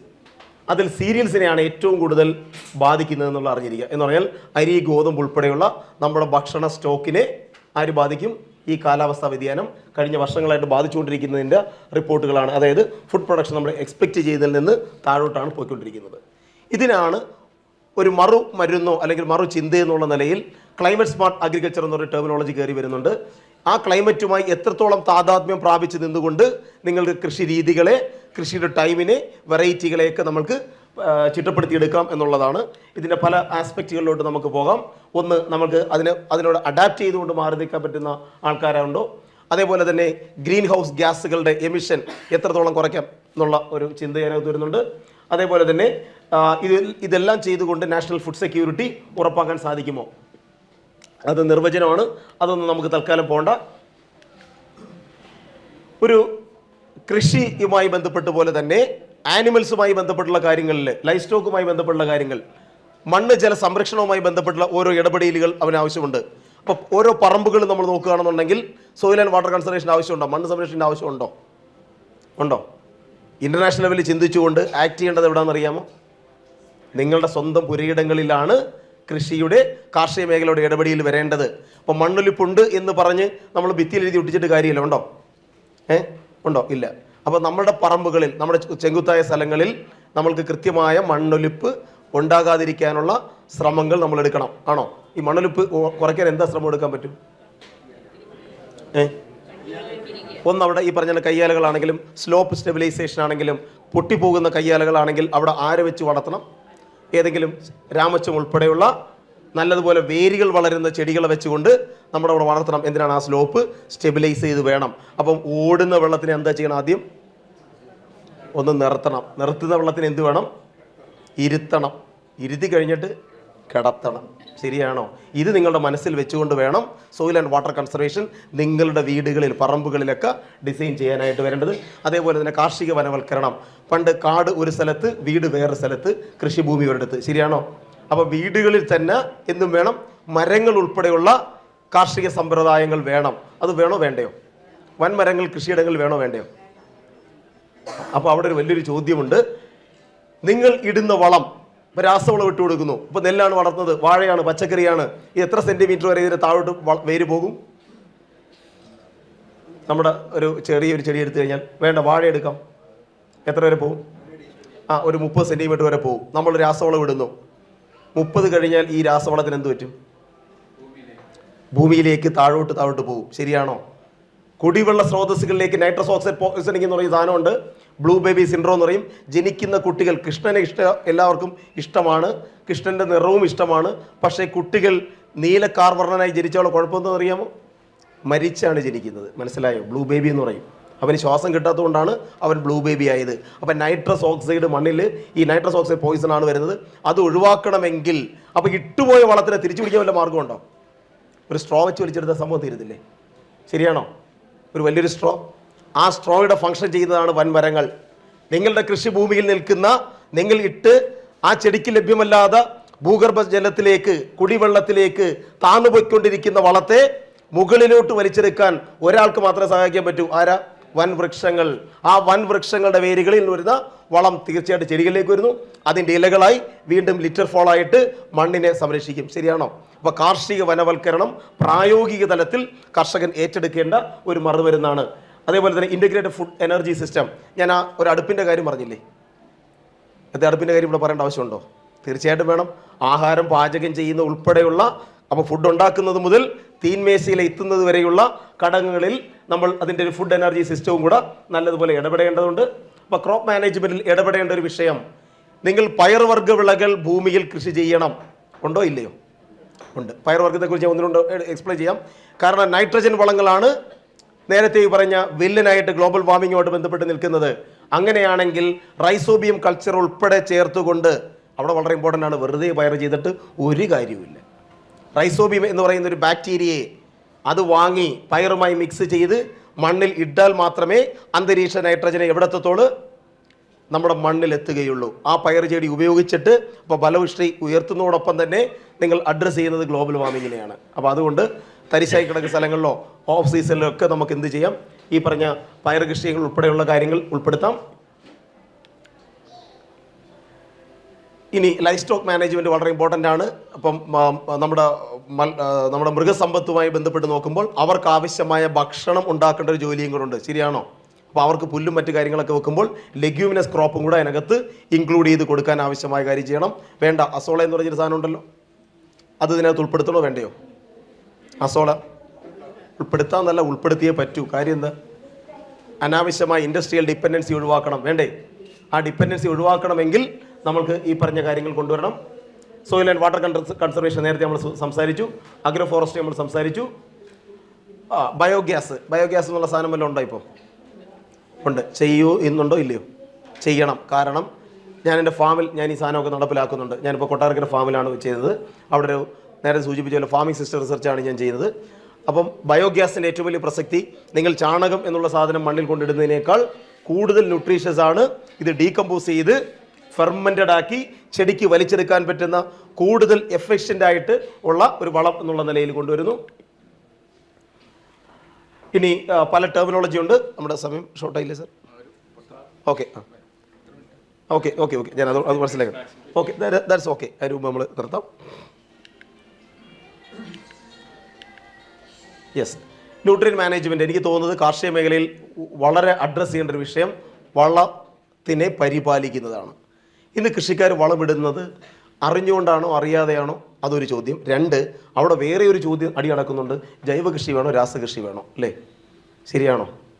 അതായത് ഈ അടിക്കല്ല പ്രസക്തി, ഇടുന്ന വളം ആവശ്യത്തിനാണോ അല്ലയോ എന്നുള്ള തിരിച്ചറിവാണ് കർഷകന് വേണ്ടത്. കാര്യം എന്താ? രാസവളത്തിൻ്റെ വില എങ്ങനെ കൂടുകയാണോ കുറയുകയാണോ? കൂടുകയാണ്. യഥാർത്ഥം നിങ്ങൾക്ക് കിട്ടുന്ന വിലയാണോ ഒറിജിനൽ വില? അല്ല. അപ്പം നമ്മൾ അറിഞ്ഞിരിക്കുക, 10,000 കോടി രൂപയാണ് ഫെർട്ടിലൈസർ സബ്സിഡി ആയിട്ട് ഓരോ വർഷവും നമ്മുടെ പൊതു ഖജനാവിൽ നിന്ന് പോകുന്നത്. അങ്ങനെയാണെങ്കിൽ ഇടുന്ന വളത്തിൻ്റെ എഫിഷ്യൻസി എത്ര ഉണ്ടെന്നുള്ളത് നിങ്ങൾ അറിഞ്ഞിരിക്കുക. എഫിഷ്യൻസി എന്ന് പറഞ്ഞാൽ കടയിൽ നിന്ന് മേടിക്കുന്നതല്ല, ഒരു ചെടിക്ക് ഇട്ട് കൊടുത്തു കഴിഞ്ഞാൽ ആ ചെടി എന്തുമാത്രം വളം വലിച്ചെടുക്കുന്നു. ഇപ്പം നൈട്രജൻ വളങ്ങളാണെങ്കിൽ 20 തൊട്ട് 30% മാത്രമേ ചെടി വലിച്ചെടുക്കുന്നുള്ളൂ. അതിൻ്റെ അർത്ഥം എന്തുവാ? 20 to 30% എഫിഷ്യൻസി എന്ന് വെച്ചാൽ എന്തോ അർത്ഥം? ബാക്കി 70% നഷ്ടപ്പെട്ടു പോകുന്നു. നമ്മുടെ വീറ്റ് പോപ്പുലേഷൻ കൂടുന്നുണ്ടോ? ജലാശയങ്ങളിലെ കളകൾ കൂടുന്നുണ്ടോ? പറമ്പുകളിലെ കളകൾ കൂടുന്നുണ്ടോ? അതേപോലെ ഇൻഡസ്ട്രിയിൽ നമ്മുടെ മണ്ണിലേക്ക് വരുന്ന വളം, ഇതെല്ലാം നമ്മൾ അഡ്രസ്സ് ചെയ്യണമെങ്കിൽ നേരത്തെ പറഞ്ഞ പോലെ വളത്തിനെ വലിച്ചെറിയുകയല്ല വേണ്ടത്, പൂജിച്ച് അർച്ചിക്കുകയാണ്. ഞാൻ പറഞ്ഞ അർത്ഥം മനസ്സിലായോ? നേരത്തെ എന്ന വളം വലിച്ചെറിഞ്ഞുകൊണ്ടിരുന്നില്ലേ? അപ്പം മണ്ണിനെ ഇട്ട് കൊടുത്തുകൊണ്ട് മണ്ണ് മൂടി, മണ്ണിൽ ആവശ്യമുള്ള ഈർപ്പമുണ്ടെങ്കിലേ നിങ്ങൾ രാസവളം ഇടാകൂ. മണ്ണിൽ അനാവശ്യമായ വെള്ളം കെട്ടിക്കിടക്കുമ്പോൾ രാസവള പ്രയോഗം ഒഴിവാക്കണം. ഇനി 3, കേരളത്തിൽ നിന്നുകൊണ്ട് പറയാം, കുമ്മായം ഇട്ടില്ലെങ്കിൽ നിങ്ങൾ രാസവളം ഇടണ്ട. ശരിയാണോ തെറ്റാണോ? നിങ്ങളിവിടെ ചർച്ച ചെയ്യുന്നത് ജൈവവളം വേണോ രാസവളം വേണോ? ആ ചർച്ചയൊക്കെ നിർത്താനുള്ള കാലഘട്ടം കഴിഞ്ഞു. രാസവളം ഇടുന്നെങ്കിൽ കുമ്മായം ഇട്ടിട്ട് കേരളത്തിൽ ഇടാവൂ. എന്തുകൊണ്ടാണ്? കേരളത്തിൽ പുളിയുള്ള മണ്ണാണ്. നിങ്ങളിടുന്ന വെള്ളം അത് ഫിക്സ് ചെയ്ത് വെക്കത്തേ ഉള്ളൂ, ചെടിക്ക് വിട്ടുകൊടുക്കില്ല. ഒന്നാമത് 20 to 30% എഫിഷ്യൻസി ഉള്ളൂ. ശരിയാണോ? അവിടെയാണ് കേരളത്തിൻ്റെ ഹൈ അസിഡിക് സോയിലിൽ കുമ്മായം ഇട്ട് പരുവപ്പെടുത്താതാണ് രാസവളം ഇടുന്നതെങ്കിൽ ആ ചെടിക്കിട്ട് വളം കിട്ടുന്നില്ല, കച്ചവടക്കാരന് മാത്രമേ പൈസ കിട്ടുന്നുള്ളൂ. നമുക്ക് വേണ്ടത് കച്ചവടക്കാരന് പൈസ കിട്ടുന്നതല്ല, ഈ ചെടിക്ക് വളം എഫക്റ്റീവായിട്ട് യൂട്ടിലൈസ് ചെയ്യണമെങ്കിൽ കുമ്മായം ഇട്ട് ഒരു 10 ദിവസം കഴിഞ്ഞിട്ട് മാത്രമേ രാസവളം ഇടാകൂ. അത് നമ്മൾ വളരെ ഇമ്പോർട്ടൻ്റ് ആയിട്ട് വെക്കുന്നു. അതേപോലെ തന്നെ രാസവളം ഇടുന്നെങ്കിൽ തീർച്ചയായിട്ടും ജൈവവളം ഇട്ടിരിക്കണം. എന്താ കാര്യം? യൂറിയ എന്ന് പറയുന്ന വളം ചെടിക്ക് നേരിട്ട് വലിച്ചെടുക്കാനുള്ള ഒരു കഴിവുമില്ല. അതിനെ ഒന്ന് മാറ്റണം, പരുവപ്പെടുത്തണം. അതിനെ നൈട്രേറ്റുകളും നൈട്രൈറ്റുകളുമാക്കി മാറ്റണമെങ്കിൽ മണ്ണിൽ കോടാനുകോടി സൂക്ഷ്മജീവികൾ വേണം. ആ കോടാനുകോടി സൂക്ഷ്മജീവികളുടെ ആഹാരമാണ് ജൈവവളം. രാസവളം ഇട്ടിട്ട് കാര്യമില്ല. രാസവളം ഇടുമ്പം ആരെയും കൂടി ഇട്ടിരിക്കണം. അന്നല്ല, അതിനു മുമ്പ് കുമ്മായി ഇടുന്നു, അതിനു മുമ്പ് ജൈവവളം ഇടുന്നു. ആ ജൈവവളം സൂക്ഷ്മജീവികൾ ഒക്കെ വളർത്തി വെക്കും. ഇപ്പോൾ യൂറിയ ഇടുമ്പം യൂറീസ് എന്ന് പറയുന്നൊരു എൻസൈം മണ്ണിലുണ്ടാവണം. അതുണ്ടാക്കുന്നത് സൂക്ഷ്മജീവിയാണ്. അപ്പോൾ രാസവളവും ജൈവവളവും ശത്രുക്കളും ഇന്ത്യയും പാകിസ്ഥാനും കളിക്കുന്ന ആൾക്കാരല്ല.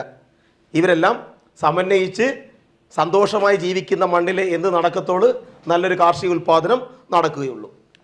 യെസ്, അപ്പോൾ നമ്മൾ ചില കാര്യങ്ങൾ കൂടെ ഒന്നും കൂടെ അഡ്രസ്സ് ചെയ്യുന്നു. കാലാവസ്ഥാ വ്യതിയാനത്തിൻ്റെ മറുമരുന്നായിട്ട് ആദ്യം നിങ്ങൾ എടുക്കേണ്ടത് മണ്ണിലും ജലത്തിലും സൂക്ഷ്മജീവികളുടെ സംരക്ഷണത്തിലുമാകണം. അപ്പോൾ യഥാർത്ഥ ജൈവ കൃഷിയുടെ സത്ത എന്താണെന്ന് ചോദിച്ചു കഴിഞ്ഞാൽ ഇതാണ്. സൂക്ഷ്മജീവികളുടെ സംരക്ഷണമാണ് ഈ പറയുന്ന ഗ്ലോബൽ വാർമിങ്ങിൻ്റെയും മറുമരുന്ന്. അപ്പോൾ സൂക്ഷ്മജീവികളെ മണ്ണിൽ ഇടണം. ഇട്ടാൽ മാത്രം പോരാ, അവരെ എന്തും കൂടെ ചെയ്യണം, പൊതയിട്ട് സംരക്ഷിക്കണം. വേണോ? പൊതയിടണോ? നിങ്ങൾ ആലോചിക്കുക, വയനാടൻ കൾച്ചറിൽ ഏറ്റവും നല്ലൊരു കാർഷിക സംസ്കാരമാണ് പൊതയിടുന്നത്. അത് നിങ്ങൾ തിരികെ കൊണ്ടുവരികയോ ഉയർത്തിപ്പിടിക്കുകയോ ചെയ്യണം. 2, ഇഷ്ടംപോലെ പച്ചില വളങ്ങൾ മണ്ണിലേക്ക് ചേർക്കണം. അപ്പോൾ നേരത്തെ പറഞ്ഞു, നൈട്രജൻ ഉണ്ടാക്കുന്ന വളങ്ങളുടെ ദോഷങ്ങളെല്ലാം നമുക്ക് എവിടെ പരിഹരിക്കാം? ഈ പറയുന്ന പച്ചില വളങ്ങളിലൂടെ പരിഹരിക്കാം. അതേപോലെ തന്നെ കുളങ്ങളും സംരക്ഷണം. അങ്ങനെ ഒരു സാധനം ഉണ്ടോ ഇല്ലയോ? അപ്പോൾ കുടിവെള്ള സ്രോതസ്സുകളെ നിലനിർത്തേണ്ടതും നമ്മുടെ ആവശ്യമാണ്. കാരണം അല്ലെങ്കിൽ അനാവശ്യമായിട്ട് വീണ്ടും നമ്മൾ തുരന്ന് താഴെ പോയി കുടിവെള്ളത്തെ കൊണ്ടുവരും. ശരിയാണോ? അപ്പോൾ ഓരോ മൈക്രോ വാട്ടർ ഷെഡുകളിൽ, ഓരോ പറമ്പുകളിലും ജലസംരക്ഷണത്തിൻ്റെ പ്രസക്തിയും കൂടെ നമുക്ക് വേണം. നേരത്തെ സൂചിപ്പിച്ച പോലെ മണ്ണൊലിപ്പിൻ്റെ കാര്യങ്ങൾ നമ്മൾ അഡ്രസ്സ് ചെയ്തു.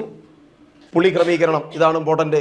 കുമ്മായ പ്രയോഗത്തിലൂടെ, കുമ്മായം മാത്രമല്ല ഡോളമൈറ്റ് ഉൾപ്പെടെയുള്ള വസ്തുക്കളുടെ ഇടപെടലുകളിലൂടെ നമ്മൾ കുമ്മായ ക്രമീകരണം, ഈ റോള് വളരെ ഇമ്പോർട്ടൻ്റ് ആയതുകൊണ്ട് കാണിക്കുന്നു.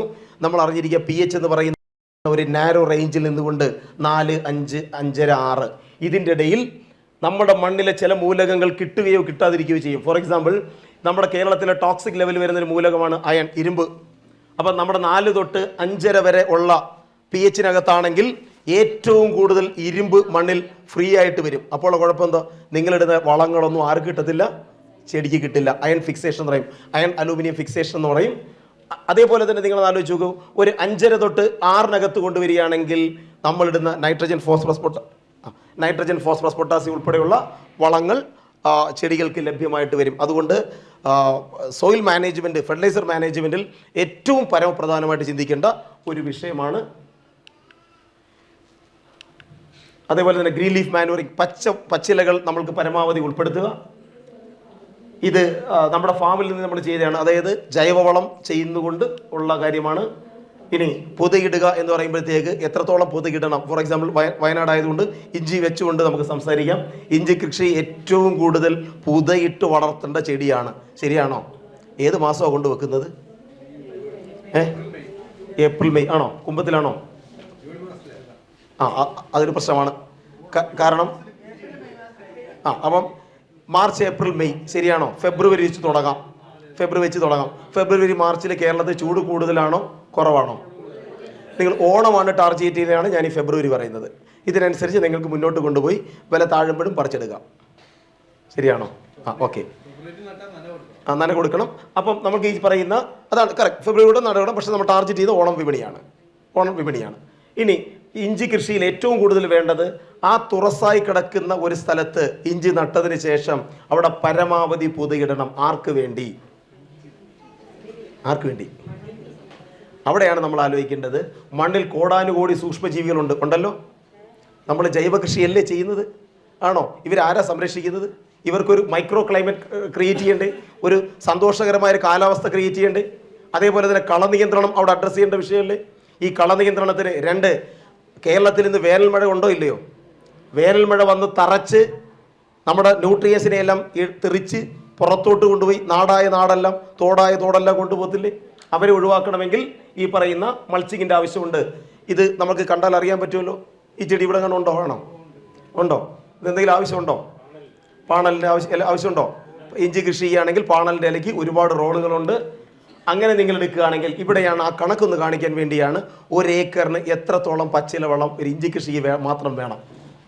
6 ടണ്ണ് നമ്മൾ നട്ട ഉടനെ നിങ്ങൾ ഇടണം. 2 മാസം കഴിഞ്ഞ് വീണ്ടും ഒരു 3 ടണ്ണ്, അത് കഴിഞ്ഞ് 4 മാസം കഴിഞ്ഞ് 3 ടണ്ണ് എന്ന് പറഞ്ഞാൽ 12 ടണ്ണ് പച്ചില വളമാണ് കാർഷിക സർവകലാശാല ഇഞ്ചി കൃഷിക്ക് ശുപാർശ ചെയ്തിരിക്കുന്നത്. മനസ്സിലായോ? അപ്പോൾ ഗ്ലോബൽ വാർമിങ്ങിൻ്റെ അഡ്രസ്സിൽ നിന്ന് നമ്മൾ പുറത്തോട്ടൊന്ന് വന്ന് തിരിച്ച് വീണ്ടും നമ്മൾ നോക്കുകയാണെങ്കിൽ ഇത് ഇത്രയും പച്ചില വളങ്ങൾ നമ്മൾ ഇടുന്നുണ്ടോ? ഇവിടെ ലഭ്യമാണോ? അല്ലയോ? ലഭ്യമാണ്. അവിടെയാണ് ഞാൻ നേരത്തെ പറഞ്ഞ കാർഷിക വനവൽക്കരണം, ശരിയാണോ? നിങ്ങൾ ഈ പറയുന്ന പറമ്പുകളുടെ ചുറ്റും മരങ്ങളുണ്ടെങ്കിൽ അതിനാവശ്യമായ വൃക്ഷ ഇലകൾ എവിടുന്ന് കിട്ടും? നമ്മുടെ പറമ്പിൽ നിന്ന് കിട്ടും. അത് നേരത്തെ പറഞ്ഞ കണക്ക് പുറത്തുനിന്ന് കൊണ്ടുവരണ്ട. അപ്പോൾ പ്രകൃതിയെ സംരക്ഷിക്കണമെങ്കിൽ ഇതെല്ലാം ഇന്റർ കണക്റ്റഡ് ആണ്. കൃഷിയും സംരക്ഷണവും ഇന്റർ കണക്റ്റഡ് ആണ്. ഇവിടെയാണ് നമ്മൾ അറിഞ്ഞിരിക്കേണ്ടത്. കളം നിയന്ത്രണത്തിന് മൾച്ചിങ്ങിനെ പോലെ ഫലപ്രദമായ ഒരു ഓർഗാനിക് മാനേജ്മെന്റ് ഇല്ല. 2, നമ്മൾ വാട്ടർ കൺസർവേഷൻ എന്ന് പറയുമ്പോൾ നമ്മൾ, അല്ലെങ്കിൽ സോയിൽ കൺസർവേഷൻ എന്ന് പറയുമ്പോൾ നമ്മുടെ മനസ്സിൽ കോണ്ടൂർ ബണ്ടുകളാണ് വരുന്നത്, അല്ലേ? ബാക്കിയുള്ള ബണ്ടുകളാണ്. എന്തുകൊണ്ട് നമ്മുടെ ഒരു കൃഷിഭൂമിയിൽ ഒന്ന് ആലോചിക്കുക, ഏറ്റവും കൂടുതൽ വളം വലിച്ചെടുക്കുന്ന ഒരു ചെടിയാണ് ഇഞ്ചി. സംശയമുണ്ടോ? നല്ലതുപോലെ ലൂസാക്കിയിട്ടിരിക്കുന്ന സോയിലിൽ ഇഞ്ചി കൊണ്ട് വെച്ച് കഴിഞ്ഞാൽ മാർച്ച്, ഏപ്രിൽ, മെയ്യിൽ വരുന്ന വേനൽ മഴ ഇഞ്ചിയുടെ ഫലപുഷ്ടിയെ ഇല്ലാതാക്കുന്നുണ്ടോ? ഇല്ലയോ? അങ്ങനെയാണെങ്കിൽ മൾച്ചിങ് ഇമ്പോർട്ടൻ്റ് അല്ലേ? അപ്പോൾ തീർച്ചയായിട്ടും പുതയിടുന്നതിന് വേണ്ടിയുള്ള ഒരു കാര്യം പറയുന്നു. 2, ഇത് നമ്മൾ പാലക്കാട് ജില്ലയിൽ ചെയ്തൊരു ട്രയലാണ്. നിങ്ങൾ പറമ്പുകളിൽ പോലെ തന്നെ നമ്മുടെ കൊയ്ത്ത് കഴിഞ്ഞ പാടങ്ങളിൽ ഒന്ന് നല്ല പൂട്ടിയിട്ട് പയർ വിതയ്ക്കണം. എന്തിനു വേണ്ടിയാണെന്നറിയാമോ? ഇപ്പോൾ ഗ്ലോബൽ വാർമിങ്ങിൻ്റെ അഡ്രസ്സ് ചെയ്യുകയാണ്. തീർച്ചയായിട്ടും നൈട്രജൻ വളങ്ങൾ മാത്രമല്ല, കോടാനുകോടി സൂക്ഷ്മജീവികളാണ് ഈ പറയുന്ന പാടത്തുള്ളത്, ശരിയാണോ? ഇവൻ ആരാ ഇനി സംരക്ഷിക്കാൻ പോണത്? പഞ്ചായത്തിൻ്റെ കുട കൊണ്ട് വെക്കാൻ പോകുന്നോ? ശരിയാണ്, അമ്പലവയലൊരു കുട, പുതിയ പദ്ധതി പറ്റുമോ? പറ്റില്ലല്ലോ. അവിടെ നിങ്ങൾക്ക് ചെയ്യാം. കേവലം ഒരു 5 തൊട്ട് 6 കിലോ പയർ വിത്ത്, കുറഞ്ഞ പയർ വിത്ത് മേടിച്ചാൽ മതി. മനസ്സിലായോ? സപ്ലൈകോയിൽ കിട്ടത്തില്ലേ? ആ പയർ വിത്ത് മേടിച്ചാൽ മതി. ആ പയർ വിത്ത് കിളിർക്കുന്നെങ്കിൽ മാത്രം എവിടെ ഇടാം? മണ്ണിലിടാം. കിളിർത്തില്ലെങ്കിലും ദേശീയ ദുരന്തം ആക്കണ്ട, അതും കഴിച്ചാൽ മതി. മനസ്സിലായല്ലോ? ഇനി കിളിർക്കുന്നില്ലെന്ന് പറയും സപ്ലൈകോ പ്രശ്നം ഉണ്ടാക്കണ്ട. കാരണം ഇവിടെ മണ്ണിനെ സംരക്ഷിക്കാൻ ആവശ്യമായ രീതിയിൽ പയർ ഇല ഇട്ടാൽ മതി. സംഭവിച്ചാൽ 2 ദുരന്തമേ വരത്തുള്ളൂ. എന്തൊക്കെ ദുരന്തം വരും? ഒന്നുകിൽ ഉണങ്ങിപ്പോവും, അല്ലെങ്കിൽ മഴയത്ത് അഴുകിപ്പോവും. ശരിയാണോ? ഇത് പയർ കൃഷിക്ക് വേണ്ടിയല്ല. എൻ്റെ ഉദ്ദേശവും നടന്നു. ഉണങ്ങിപ്പോയാലും വീണ്ടും ആ പറയുന്ന 38 ഡിഗ്രി സെൻറ്റിഗ്രേഡിൽ അത് നിങ്ങളുടെ ഭൂമിയെ മൾച്ചിങ് നടത്തും. എവിടെ? ഈ പാടത്ത്. ശരിയാണോ? വെള്ളം കയറി അഴുകിയാലും ഏകദേശം 1.5 ടൺ ജൈവവളം ഈ പാടത്ത് കിട്ടും. ആകെ 2 ടണ്ണാണ് ഏക്കറിന് നമുക്ക് വേണ്ടത്. അതിൽ 1.5 നമുക്ക് ഇവിടെ ലഭ്യമാകും. ഇത് നമ്മൾ കൃഷി എന്നുള്ള നിലയിൽ ചെയ്യുകയാണ്. ഇപ്പോൾ നമ്മുടെ നെൽപ്പാടങ്ങളിൽ കുറ്റിപ്പയർ കൃഷിക്ക് നല്ല സാധ്യതകളുണ്ട്. ഇതെല്ലാം ഈ പറയുന്ന ഇത് തെങ്ങിൻ തോപ്പുകളിൽ നമ്മുടെ എവിടെയൊക്കെ കൃഷി ചെയ്യാൻ പറ്റുമോ അവിടെയെല്ലാം പയർ വിതയ്ക്കുക. സ്വാഭാവികമായിട്ടും മണ്ണിൻ്റെ ഫലഭൂഷ്ടിയും കൂടും. അതേപോലെ തന്നെ മൈക്രോ ക്ലൈമറ്റ് മാനേജ്മെൻറ്റ് എന്ന് പറയുന്ന ഒരു ഭാഷയാണത്. ഇങ്ങനൊരു സാധനമുണ്ട്. പറ്റുമോ ഇല്ലയോ? ഇഷ്ടംപോലെ തൊണ്ടുകളൊക്കെ ഉണ്ട് അല്ലേ? ഈ തൊണ്ടുകളൊക്കെ അടിക്കുകയാണെങ്കിൽ വയനാട് ചൂട് കൂടുകയാണോ ഉണക്ക് കൂടുകയാണോ? അപ്പം നമ്മുടെ ചെടിയെ സംരക്ഷിക്കേണ്ട ധാർമ്മികപരമായ ജോലികൾ നമുക്ക് ഏറ്റെടുക്കാം. ഇതിന് വേറെയും ഒരു ഗുണമുണ്ട്. ഏറ്റവും കൂടുതൽ പൊട്ടാഷ്യം വേണ്ട ചെടിയാണ് തെങ്ങ്. നമ്മുടെ കേരളത്തിൽ വളർന്ന ഒട്ടുമിക്ക ചെടിക്ക് പൊട്ടാഷ്യം കൂടുതലാണെന്ന് അറിഞ്ഞിരിക്കുക. തെങ്ങെടുക്കാം, കമുകെടുക്കാം, നിങ്ങളുടെ പെപ്പർ കുരുമുളക് എടുക്കാം, വാഴയെടുക്കാം. ഇതെല്ലാം എടുത്ത് നോക്കുകയാണെന്നുണ്ടെങ്കിൽ ഏറ്റവും കൂടുതൽ പൊട്ടാസ്യം വേണ്ട ചെടിയാണ്. അപ്പം തൊണ്ട് മൂടുകയോ അല്ലെങ്കിൽ ട്രെഞ്ചിനകത്ത് തൊണ്ട് നമുക്ക് അടുക്കുകയോ ചെയ്യാം. എന്നിട്ട് മണ്ണിട്ട് കൃഷി ചെയ്യുകയോ ചെയ്യാം. അപ്പോൾ ജലസംരക്ഷണത്തിന് വേണ്ടിയുള്ള ഒരു മാർഗ്ഗങ്ങളാണ്. നേരത്തെ അസോളയുടെ കാര്യം സൂചിപ്പിച്ചു. ഓക്കെ, ഞാൻ തൽക്കാലം ഇവിടെ വെച്ച് നിർത്തുന്നു. അല്ലെങ്കിൽ ഓക്കെ. ഇനി ന്യൂട്രിയൻ റീസൈക്ലിംഗ് എന്ന് പറഞ്ഞതാണ് നേരത്തെ നമ്മൾ സൂചിപ്പിച്ച കാര്യം തന്നെയാണ്. ജൈവവളം എന്ന് പറയുന്നത് കടയിൽ നിന്ന് വാങ്ങുന്ന ഒരു വളം മാത്രമാണെന്ന് തെറ്റിദ്ധാരണ വേണ്ട. മനസ്സിലായോ? ഓർഗാനിക് ഫാമിംഗ് എന്ന് പറഞ്ഞാൽ ആരോ എന്തോ തരും ഞാൻ കൊണ്ടിടുന്നു അല്ല. നമ്മളുടെ പറമ്പുകളിലും നമ്മൾക്ക് കിട്ടാവുന്ന പല ജൈവ വസ്തുക്കൾ അഴുകിപ്പൊടിച്ചുകൊണ്ട് നിങ്ങളുടെ മണ്ണിനെ ഇമ്പ്രൂവ് ചെയ്യുക. ഇഷ്ടംപോലെ പിണ്ണാക്കുകളൊക്കെ ഉണ്ട്. അതിനെ ഫെർമെൻറ്റ് ചെയ്തും പുളിപ്പിച്ചും ഒക്കെ നമുക്ക് ഉപയോഗിക്കാം. ബയോഗ്യാസ് സ്ലറിയെക്കുറിച്ച് നമ്മൾ നേരത്തെ സൂചിപ്പിച്ചു. അതേപോലെ തന്നെ വീട്ടിലെ വേസ്റ്റ് മാനേജ് ചെയ്യണമെന്നുണ്ടെങ്കിലും ഈ പറഞ്ഞ ബയോഗ്യാസിന് നല്ല സാധ്യതകളുണ്ട്. ബയോഗ്യാസുമായി ബന്ധപ്പെട്ടുള്ള കാര്യമാണ് നേരത്തെ പറഞ്ഞ ഒരു സ്ലറി പമ്പിങ്ങിലൂടെ നമുക്ക് വളം ആക്കി എവിടെ കൊടുക്കാൻ പറ്റും? നമ്മളുടെ പറമ്പിൽ ഉപയോഗിക്കാം. അതേപോലെ ഈ വർഷം 2024 മുമ്പ് ഒരു വർഷം ഉണ്ടായിരുന്നു. ലോകം ആഘോഷിച്ച ഒരു വിഷയം എന്തുവായിരുന്നു? ചെറുധാന്യ വിഷയം, ചെറുധാന്യ വിളകൾ. ശരിയാണോ? മില്ലറ്റ് കാലാവസ്ഥയുമായി ബന്ധമുണ്ടെന്നെങ്കിലും. ഇനി എന്തുകൊണ്ടാണ് ഈ മില്ലറ്റൊക്കെ പോയത് നമ്മുടെ കയ്യിൽ നിന്ന്? അതിനെ ചിന്തിച്ചിട്ടുണ്ടോ? ആരാ അതിൻ്റെ ഉത്തരവാദി? നമ്മുടെ റാഗിയും ഈ പറഞ്ഞ മണിച്ചോളവും ബജ്രയും ഒക്കെ നമുക്ക് പണ്ട് കൃഷിയുള്ള സ്ഥലങ്ങളുണ്ടായിരുന്നു. ഒരു 10-30 വർഷങ്ങളായിട്ട് ഇത് നമ്മുടെ നാട്ടിൽ നിന്ന് അങ്ങ് അപ്രത്യക്ഷമായി. എന്തുകൊണ്ട്? ആരാ അതിൻ്റെ വില്ലൻ? എവിടുന്ന പ്രശ്നം ഉണ്ടാക്കിയത്? നിങ്ങളായിരുന്നോ? അത്രേ ഉള്ള കാര്യം. പണ്ട് മലയാളിക്ക് ബുദ്ധിമുട്ടുണ്ടായിരുന്നു. ദാരിദ്ര്യം ഉള്ളത് കൊണ്ട് അവൻ എന്തെങ്കിലുമൊക്കെ ചെയ്തേ ജീവിക്കാൻ പറ്റുമെന്നൊരു തോന്നലുണ്ടായിരുന്നു. ഇപ്പോൾ ഒരു തെറ്റിദ്ധാരണയുണ്ട്, മലയാളികളുടെ കേസുകൾ നിറഞ്ഞിരിക്കുകയാണെന്ന്. അത് നിറഞ്ഞതല്ല, കടം പേടിച്ച് നിറവാണെന്നുള്ളത് സത്യമാണ്. ശരിയാണല്ലോ? അപ്പോൾ യഥാർത്ഥത്തിൽ നമ്മളുടെ സാമ്പത്തികപരമായ മാറ്റങ്ങളും government policy, for example procure ചെയ്യുന്നത് ഗോതമ്പും നെല്ലുമാണ് പബ്ലിക് ഡിസ്ട്രിബ്യൂഷൻ സിസ്റ്റത്തിന് വേണ്ടി പ്രൊക്യൂർ ചെയ്യുന്നത്. അപ്പോൾ കർഷകൻ ഇതുണ്ടാക്കിയാൽ പറ്റുമോ? സർക്കാർ ഏറ്റെടുക്കുന്ന താങ്ങുവില എടുക്കുന്ന ഇതിന് മാത്രമേ ഉള്ളൂ. അപ്പോൾ സ്വാഭാവികമായിട്ട് മില്ലറ്റ്സ് ഇല്ലാതായതിന് കർഷകൻ്റെ പേരിൽ മാത്രം കുറ്റം അടിച്ചേൽപ്പിക്കരുത്. നമ്മുടെ പോളിസി ഒരു ഫാക്ടറാണ്. ഉയർന്ന ഉൽപ്പാദനം വന്നത് അരിക്കും ഗോതമ്പിനും മാത്രമേ ഉള്ളൂ. അങ്ങനെയുള്ള പല തിരിച്ചറിവുകളൊക്കെ ഉണ്ടായി. ഏതായാലും ഇൻ്റർനാഷണൽ ലെവലിൽ ഈ വിഷയം കൊണ്ടുവരികയും ഇന്ത്യ വളരെ സുദീർഘമായ ഒരു വർക്ക് ചെയ്തു. ഈ മില്ലറ്റ്സിന് വേണ്ടി ഒരു വർഷം വെച്ചു. ഒരുപാട് പദ്ധതികളും ഒരുപാട് പഠനങ്ങളും മനസ്സിലാക്കി. അപ്പോഴാണ് അറിഞ്ഞത് ഏറ്റവും വലിയ ക്ലൈമറ്റ് സ്മാർട്ട് ക്രോപ്പ് എന്നുള്ള നിലയിൽ വിളിക്കാൻ പറ്റുന്നത് മില്ലറ്റുകളെയാണ്, നമ്മുടെ ചെറുധാന്യങ്ങളെയാണ്. കാരണം കാലാവസ്ഥയെ അതിജീവിക്കാൻ കഴിവുള്ള ഈ റാഗി ഉൾപ്പെടെയുള്ള കൂവരകം എന്ന് പറയും അല്ലേ, നമ്മുടെ ഇവിടെ നമ്മുടെ മുത്താറി, ശരിയല്ലേ? വയനാട് മുത്താറി എന്ന് പറഞ്ഞാലേ പറ്റത്തുള്ളൂ. ഞാൻ കൊല്ലത്ത് പോകുമ്പോഴത്തേക്ക് അവിടെ കൂവരകം എന്ന് പറയണം. ഇംഗ്ലീഷിൽ ഇതിനെ റാഗി എന്ന് വിളിക്കും. ശരിയാണോ? ഇതിൻ്റെ സ്പെഷ്യാലിറ്റി എന്താ? ഒന്ന് ആലോചിച്ച് നോക്കി, ഇവിടെ ഇരിക്കുന്ന എല്ലാവരും ഇനി വർഷങ്ങൾ കഴിഞ്ഞ് ഇവിടെ ഇരിക്കാൻ പോകുന്ന ആൾക്കാരും ആദ്യം കഴിച്ച അമ്മയുടെ പാല് കഴിഞ്ഞതിന് ശേഷം ആദ്യം കഴിച്ച ആഹാരം ഏതാ? നമ്മുടെ മുത്താറിയാണല്ലോ. ഇത് എങ്ങനെ നമ്മുടെ തലമുറ മനസ്സിലാക്കി കൊണ്ടുവന്നു? എന്തിനു കൊടുത്തു? ഏറ്റവും കൂടുതൽ കാൽഷ്യം, അയൺ, ഇത് രണ്ടുമുണ്ട്. കാൽഷ്യം നമുക്കുണ്ട്, കാൽഷ്യം ഫോസ്ഫറസുമാണ് ഏറ്റവും റിച്ച് ആയിട്ടുള്ളത്. പല്ലുണ്ടാവണ്ടേ, എങ്കിലേ നല്ല കടി അമ്മയ്ക്ക് കൊടുക്കാൻ പറ്റത്തുള്ളൂ. ശരിയാണോ? അങ്ങനെ കിട്ടാൻ വേണ്ടിയല്ലേ അമ്മ യഥാർത്ഥത്തിൽ എനിക്ക് തന്നത്? ശരിയാണോ? അതുകൊണ്ടല്ലേ എൻ്റെ എല്ലും പല്ലും വളർന്നത്. അതുകൊണ്ട് തന്നെയാണ് റാഗി കൃഷി കേരളത്തിൽ ഇല്ലെങ്കിലും സൂപ്പർ മാർക്കറ്റിൽ നിന്ന് റാഗി മേടിച്ച് കൊച്ചിന് കൊടുക്കുന്നത്. അപ്പോഴും ചർച്ച ഓർഗാനിക് ഫാമിംഗ്. ശരിയാണല്ലോ? അപ്പോൾ അതിൻ്റെ രസകരമായി നമ്മൾ ആലോചിച്ച് നോക്കുക. റാഗി കൃഷി വയനാട് ജില്ലയ്ക്ക് നല്ലൊരു സ്കോപ്പ് തരുന്ന ഒരു നല്ല സാധ്യതയുള്ള കൃഷിയാണ്. ഇതിന് ഇൻപുട്ടുകൾ കുറച്ച് മതി എന്ന് പറഞ്ഞാൽ ഹെവി ഡിപ്പെൻഡൻസി കുറയ്ക്കണം. ഞാൻ ഗാന്ധിയൻ കാഴ്ചപ്പാട് പറഞ്ഞില്ലേ, അമിതമായ ഡിപ്പെൻഡൻസി ഇല്ലാതെ നമുക്ക് കൊണ്ടുവരാൻ സാധിക്കുന്നത് ഒരുപാട് മില്ലറ്റുകളുണ്ട്. നമ്മൾക്ക് റാഗി മാത്രമല്ല, സ്വർഗം എന്ന് പറയുന്നവരുണ്ട്. നമ്മുടെ സ്വർഗവും നരകത്തിലെ സ്വർഗമല്ല, മണിച്ചോളം എന്ന് മലയാളത്തിൽ പറയും. ഓക്കെ, അതേപോലെ തന്നെ ബജ്രയുണ്ട്, കമ്പെന്ന് തമിഴിൽ പറയും. തിനയുണ്ട്, ചാമയുണ്ട്, കവടയുണ്ട്, മുത്താറി അല്ലെങ്കിൽ പഞ്ഞപ്പുല്ല്, റാഗി, ഫിംഗർ മില്ലറ്റ് എന്ന് പറയും. അതിന് ഫിംഗർ മില്ലറ്റ് എന്ന് പറയുന്ന കാര്യം കൊച്ചു കുട്ടികൾ എങ്ങനെയാണോ വിരലൊക്കെ പിടിച്ച് മടക്കി വെക്കത്തില്ലേ, സോ ഇറ്റ് ഈസ് ഇംഗ്ലീഷിൽ അതിനെ ഫിംഗർ മില്ലറ്റ് എന്ന് വിളിക്കുന്നു. വരക്, പനിവരകൊക്കെ ഉണ്ട്. ഇതെല്ലാം നമ്മുടെ മില്ലറ്റുകളാണ്.